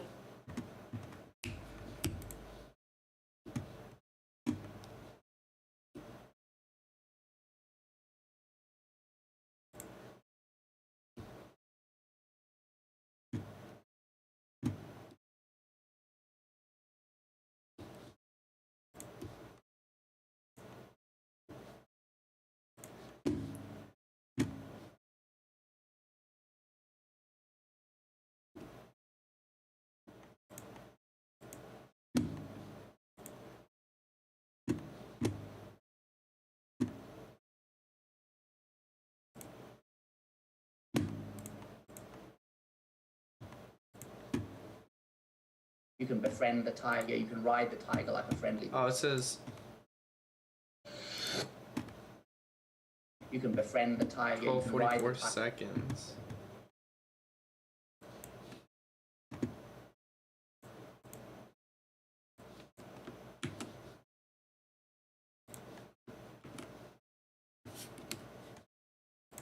You can befriend the tiger. You can ride the tiger like a friendly horse. And it's like the first thing they tell you to do is work with. Charlie, it's great to be with you. Thanks, man. It's great to be here. Virtually, I guess. But yeah, thanks for coming on the podcast. And so I've already had one episode on lucid dreaming with Robert Wagner, and I think for folks who want more of kind of a how-to, that would be a good place for them to go to maybe learn the techniques. But here I was really hoping to dive into some of the more advanced stuff and like what's really possible here, and what does this tool offer. So I thought to start we could just get into your background and like how did you discover lucid dreaming and Tibetan dream yoga, and maybe just defining it for those who are unfamiliar with the term. Sure. So a lucid dream is a dream where you're actively aware of the fact you're dreaming as the dream is happening. So you're sound asleep. You're not in the kind of hypnagogic, half awake, half asleep state. You're not in a state of astral projection or out-of-body experience. You're sound asleep in the REM dreaming sleep state. But while in the REM dreaming sleep state, part of the brain becomes reactivated again, which in turn reactivates self-reflective consciousness. And you're basically in the dream and you go, oh, wow, this is all a dream. So have you ever had a dream where you're in the dream and you're like, oh shit, this is all a dream? That was a lucid dream. But you're asleep. You know, this is a really important thing. If you want to know what it looks like to have a lucid dream, it looks like this. Lucky enough, and I do mean you're lucky enough. You're not in some kind of like trauma, as I mentioned before, working with negative thought programming. In a lucid dream, you are inside your own psyche. You are literally walking around a three-dimensional projection of your own mind. And you can choose what to do. Now, if that sounds psychedelic, it should. You know, there's a renaissance in psychedelic experience now, psychedelic therapy and all this stuff, and some of it's really, really great. But if you want a free psychedelic experience where you don't need to, you know, go and see a shaman in the Amazon, where you don't need to find some dude on the street, you can go into your own mind in bed. Because in the lucid dream, you have access to this huge psychedelic experience. So once we're lucid, we know that we're dreaming, we can choose what to do.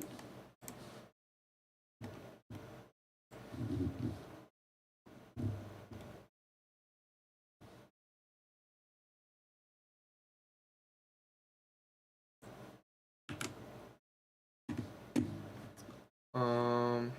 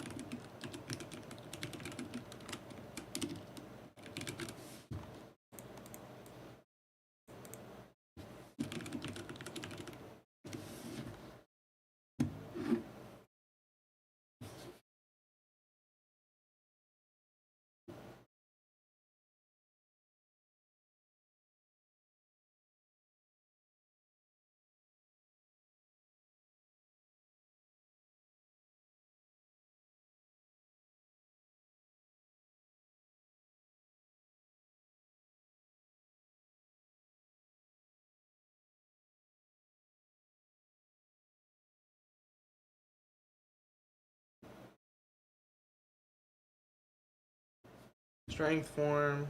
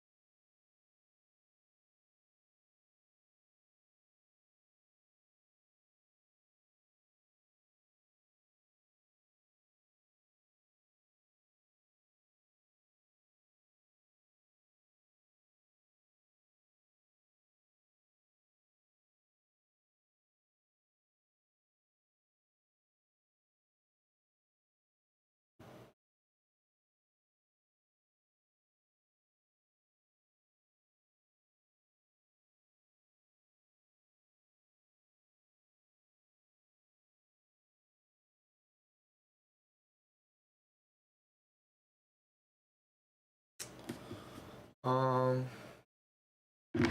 I'm getting so distracted. Holy crap.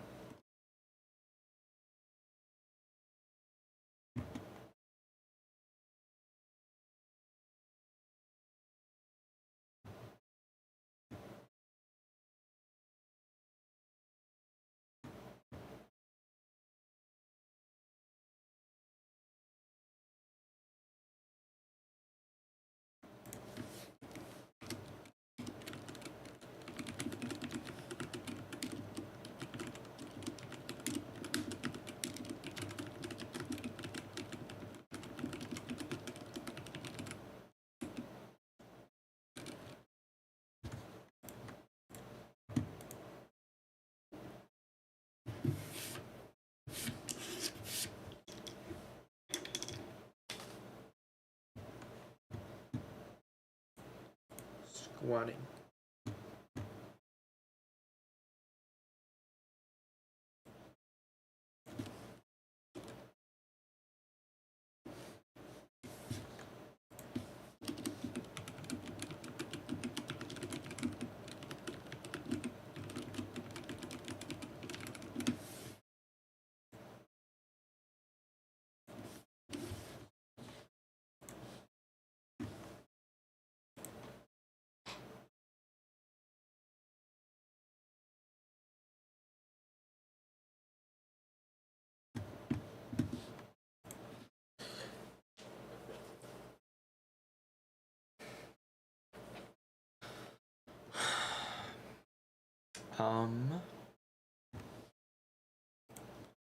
Christian runs is squatting by lucid dreaming.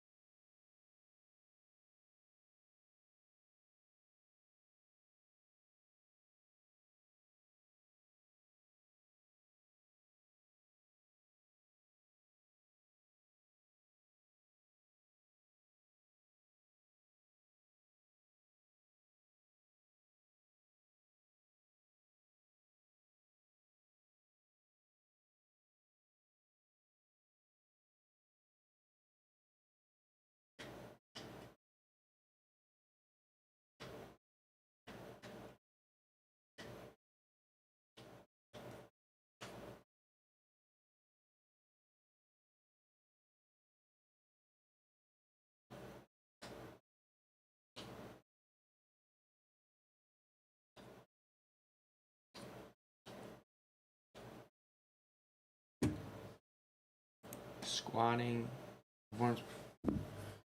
Squatting by lucid dreaming.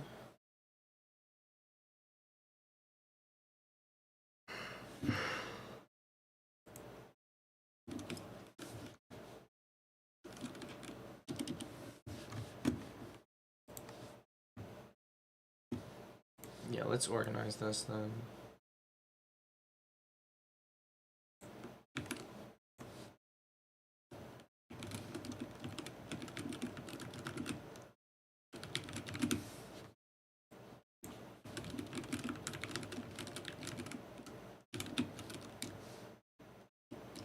Do not change anything.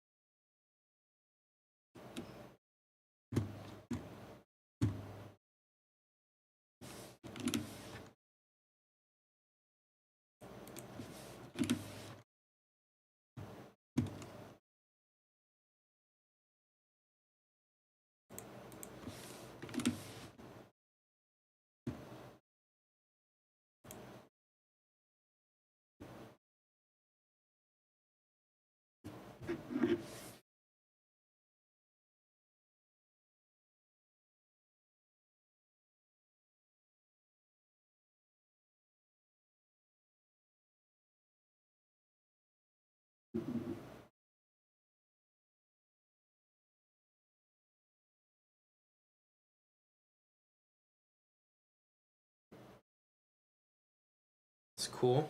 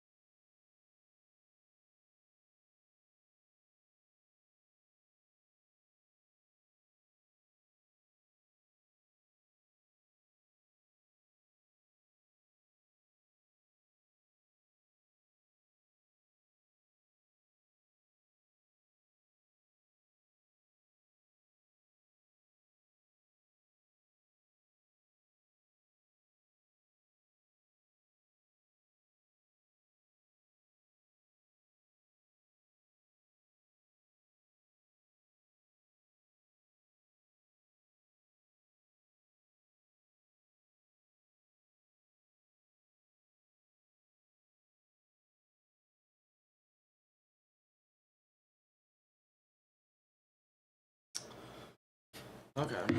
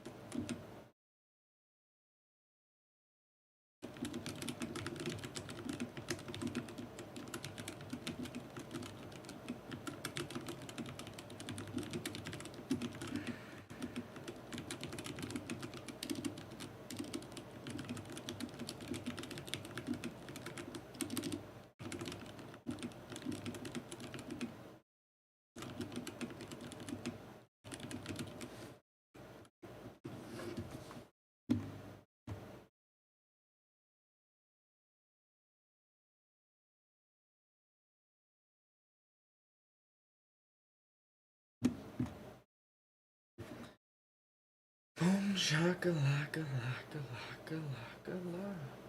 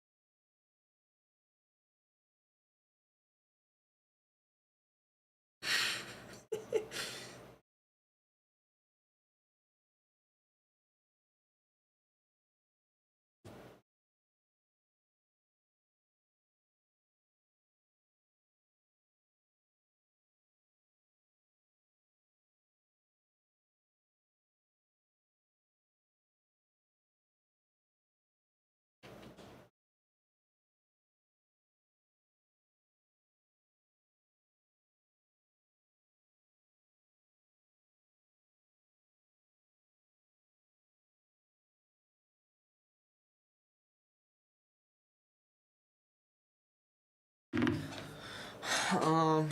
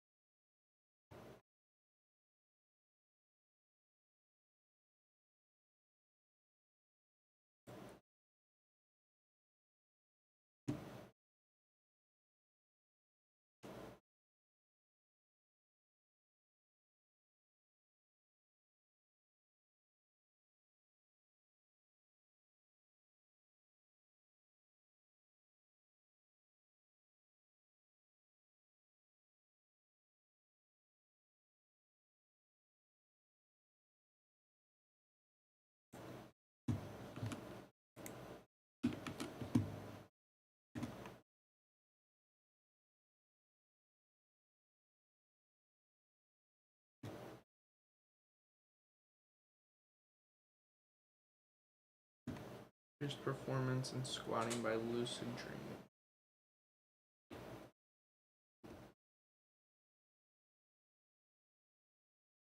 Increased.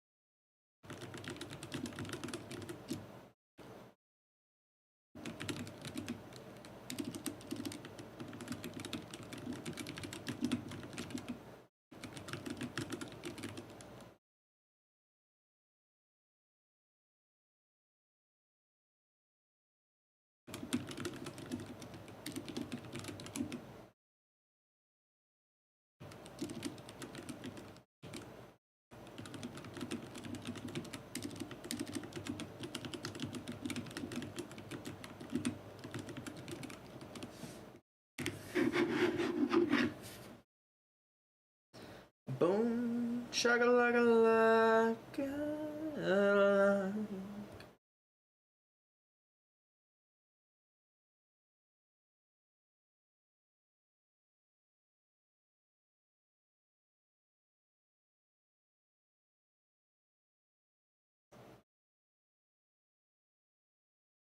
I have a couple strategies to not take photos, especially because I'm kind of tall. My head is usually above other people's. So I'll tell you the second best strategy, because I don't want people to know my number one is if I throw a beanie on and glasses, no one recommends. Because I never have worn a beanie in a video. If I get it where it covers up my bangs and then I throw on shades, the amount of photos go down 99%. I can take it one step further if I really don't want to take it. If I cover up my facial hair too, if you can't see my bangs, my facial hair, then it's just like something like that. I have a couple strategies.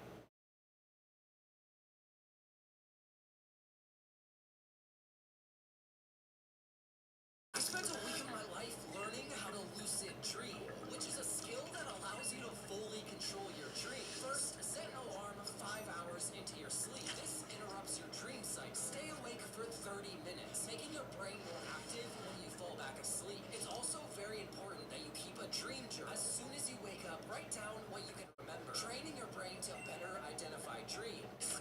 I spent a week of my... Which one are you? I'm the Assyrian. Wait, you're Syrian?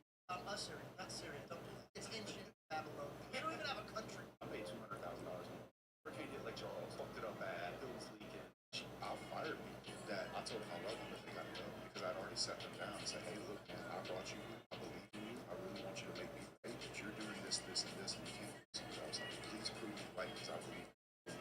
Hey, look who's back. Shane Gillis bringing a six-pack.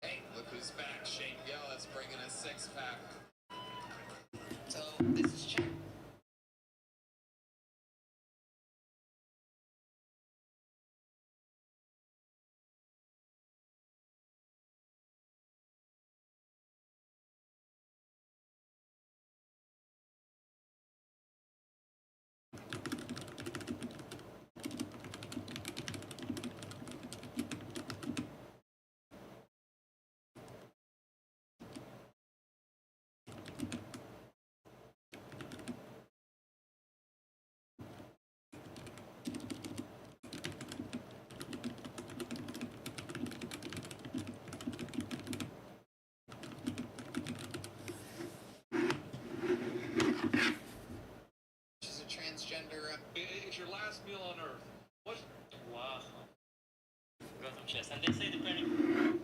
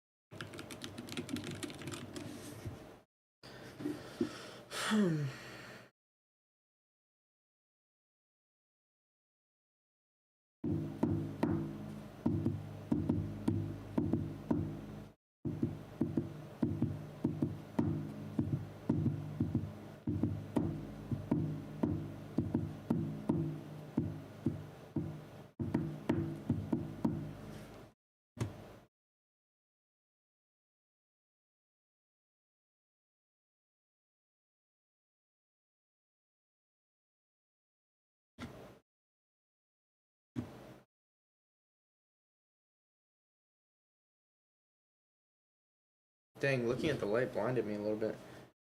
Okay.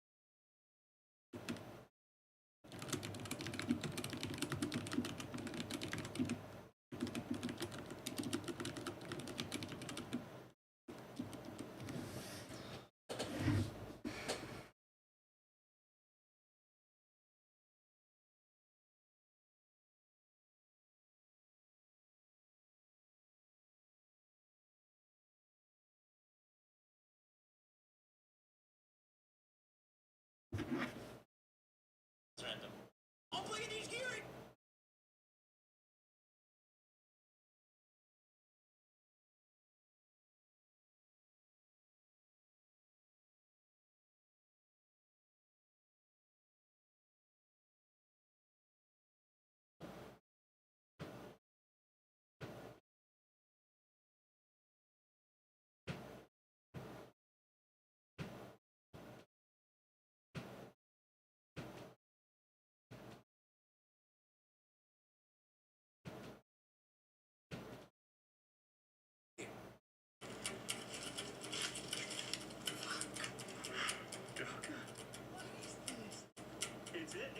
It's owl.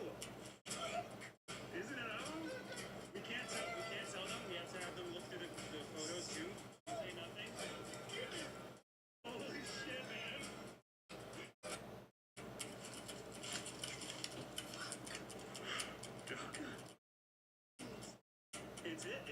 It's owl. Isn't it owl? We can't tell them. We have to have them look through the photos too. Say nothing. They sub you in to a 4v5 NBA game. You get to play all-time offense. How many points you putting up? 20. Yeah, 20. Yeah, 20. You know, these guys are the best in the world. I mean, they're not bums. But if I'm not playing defense, bro, now if I have to play defense in the whole NBA game, I'm gonna score like 4 points. They sub you in to a 4v5 NBA game. You get to play all-time offense. How many points you putting up? 20. Yeah. How long have you lived in Singapore? Singapore, 9 years already. Oh, it's a water. Yo, can I jump in the water? I can jump in the water. Okay. Fuck it. Oh, world record is just broken.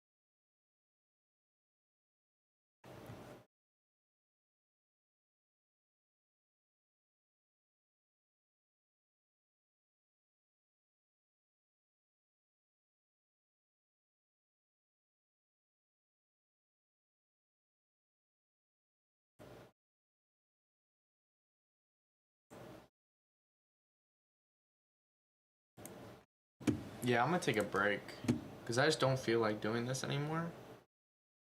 And I think that me taking a break would be beneficial for my productivity tomorrow. Let me actually think through if that's true or not. Because I can just say that's true, but is that actually true? Or my health would be worth it too, honestly. I don't know if that's actually true for my health or not.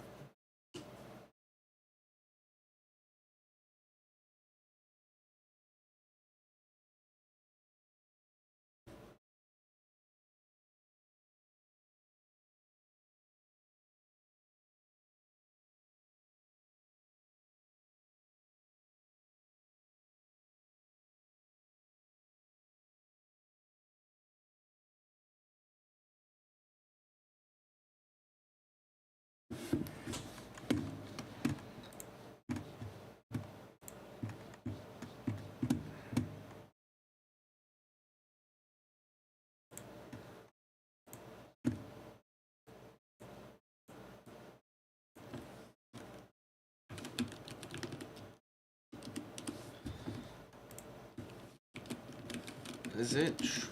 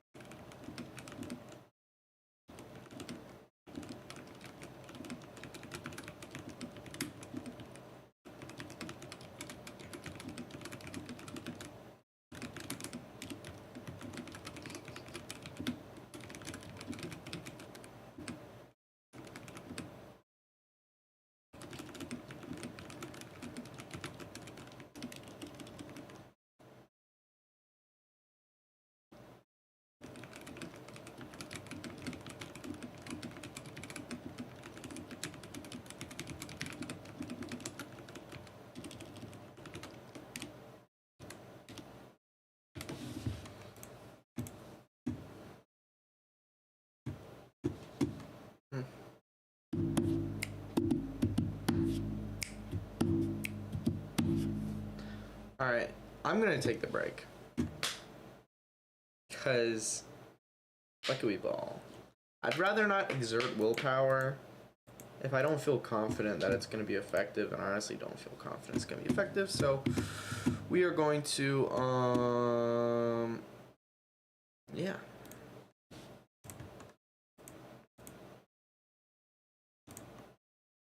I guess now we stop streaming. Oh yeah. I'll say this. Ready for this? I'll make some crazy claims right here. If you're watching this in 2020, disconnected.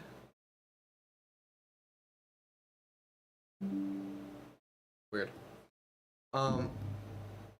If you're watching this, I'll just say in the future, not today. If you're watching this in the future, and I may go viral. What do I want to say to you? That'd be crazy if you're watching this. Like this specific stream, no way, right? I kind of want to keep doing these throughout my streams. It'd be funny.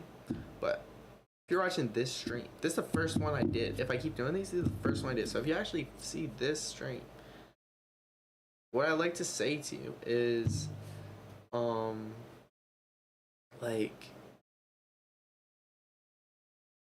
what do I want to say to you? I don't even know. So exciting, you know? Like, what am I gonna say to you? Oh, like, I don't know, like, probably, just,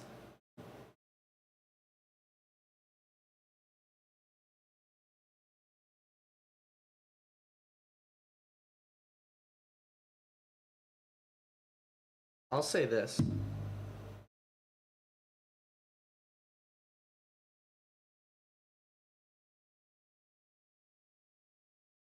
I hope I didn't lose the plot.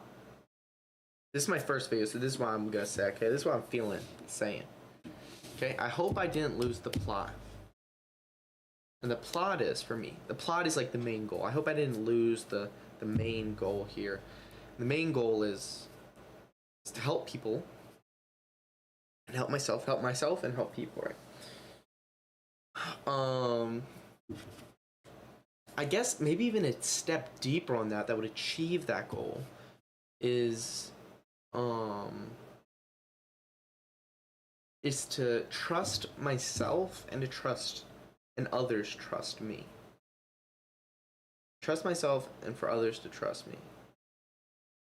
I think. I mean, more so if I want to get the most basic, right, is to maximize the well-being of myself. And the best way to do that, I think, is to maximize the well-being of others. Right? They're almost completely connected. They're not completely connected. There are certain circumstances where you might make different decisions, but like generally speaking, it's to maximize the well-being of others. And yeah. And now that doesn't mean like immediately, right? Like if it seems like I'm not necessarily maximizing the well-being of people because I'm focused on like certain things that just seem contrary to that goal, it could be that like I'm and I won't be perfect with this obviously, but like generally speaking, like obviously I'm probably gonna like splurge a little bit and do some crazy stuff, right? Happens. It's your dopamine levels. You're not always make the healthiest decisions, but ultimately I do want to come back. I'm okay with like not being perfect, but like I do want to come back to the idea of like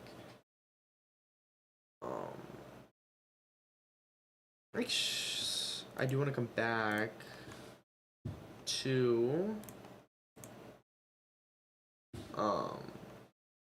the idea of like oh wait, actually I do want to come back to the idea of whatever.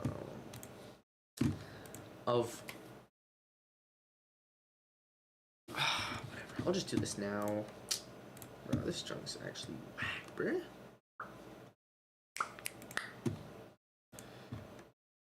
We'll go here.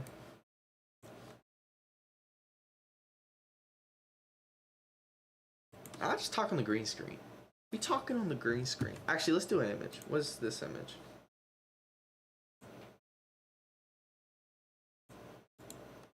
filters, add, chroma key, okay, boom. Alright, we talking in front of the books, folks. We talking in front of the books. I like it. The main goal. I'd rather talk in front of gray, I think, actually. So let's browse. I really do like gray background. But I don't necessarily know what this looks like. Like, I guess let me view it. Well, actually, is a video.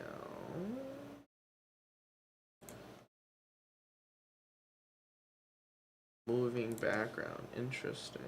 So I actually would be one of these. Oh. Okay. Alright, cool.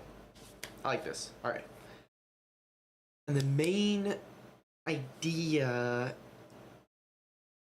What am I saying, bro? I'm all over the place. I'm sick. It's hard for me to focus. Alright. I want to make sure I don't lose the plot. The main goal is to maximize well-being, yes, but like, I'm honestly kind of okay with kind of losing the plot and maximizing my own well-being, because I just think it's pretty. I mean, it seems right, like philosophically speaking, right? It seems like incorrect to say that I'm okay with me not following my base axiom, right? Like, my base axiom for all my decisions, what all of them rest on. I'm saying I'm okay with not cohering to that, which doesn't make any sense, right? But it feels like it, because I think my main axiom is to maximize the well-being of other people.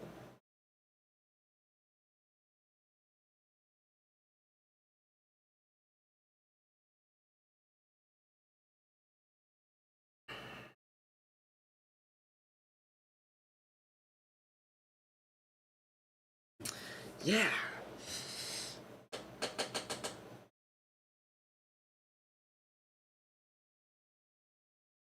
You know what? I'll just say it. I'll admit to it. I don't know. It's an interesting point. Maybe I could think through, like me saying, like, okay, intuitively, this is what it feels like. I feel okay to not maximize the well-being of myself because I'm maximizing the well-being of other people, because that just like feels like right to say, and it feels like something that I would follow naturally, although it doesn't seem logically consistent. It just makes sense. Like, it just feels very intuitive, and I don't know why. Maybe I should explore that, and maybe that, whatever that explanation is for that, maybe that could become my baseline axiom.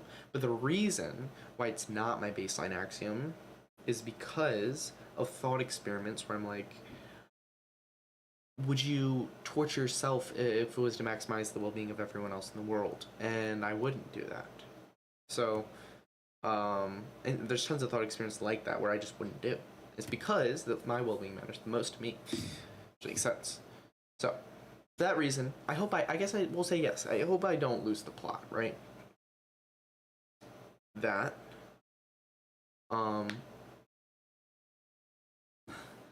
that when,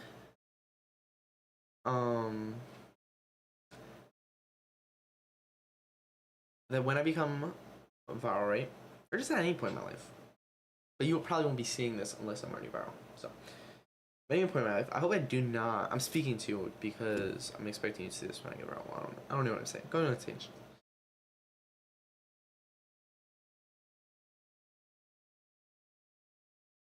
I'm saying, like, if I seem like I lost the plot, it might be true that I lost it, or it might not be, because the plot is to maximize the overall well-being of everyone else in the world, and that is not always achieved by maximizing the well-being in the current. For example, let's say I could solve world hunger now, and you're like, oh my gosh, James, you're not maximizing world hunger, you're doing this instead.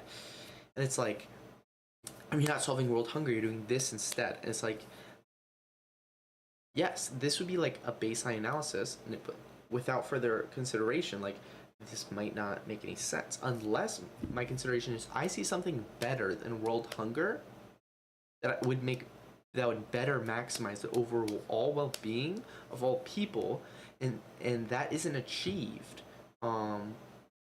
by me solving world hunger right now. And so yeah, that's kind of what I'm saying for that.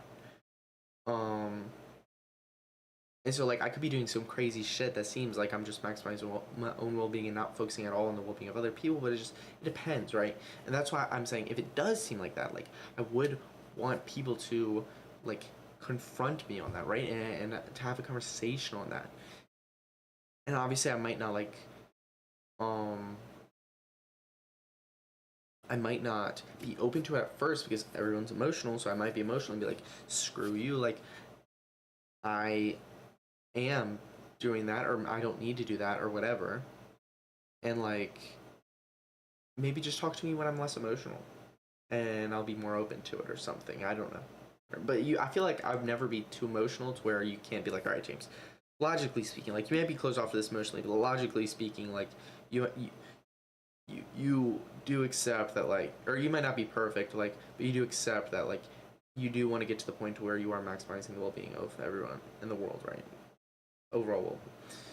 So yeah, that's it. I just hope I don't ever lose that plot, and I hope people confront me if it seems like I do. Then we can conversate about it, and I'll be open to that conversation, and they'll be open to it, and we can conversate in such a way to where I do better maximize the well-being of everyone in the world. That's it. That's the bottom line, dude. It's like the green screen is kind of acting a little fidgety right now. It's like, what you doing, green screen? Chill the fuck out, dude. Or sorry. Like, see how it's like the shadows? Oh, it's the shadows. See, the shadows can happen in certain ways. See that? There it is.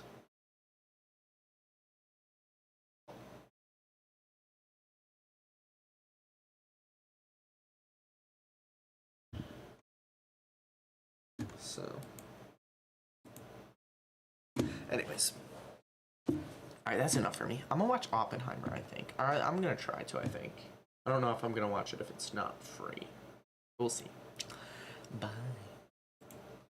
I'm probably also gonna get a snack. Also, if you're watching this, comment on my most recent video, my like main upload, not a stream, and say, James, I watched your spiel at the end of your live stream. That was 5 hours and 12 minutes. And you told me to comment on your most recent video, so this is that comment. Whatever. Be specific. You can say 13 minutes. I'll let it get to 13 minutes.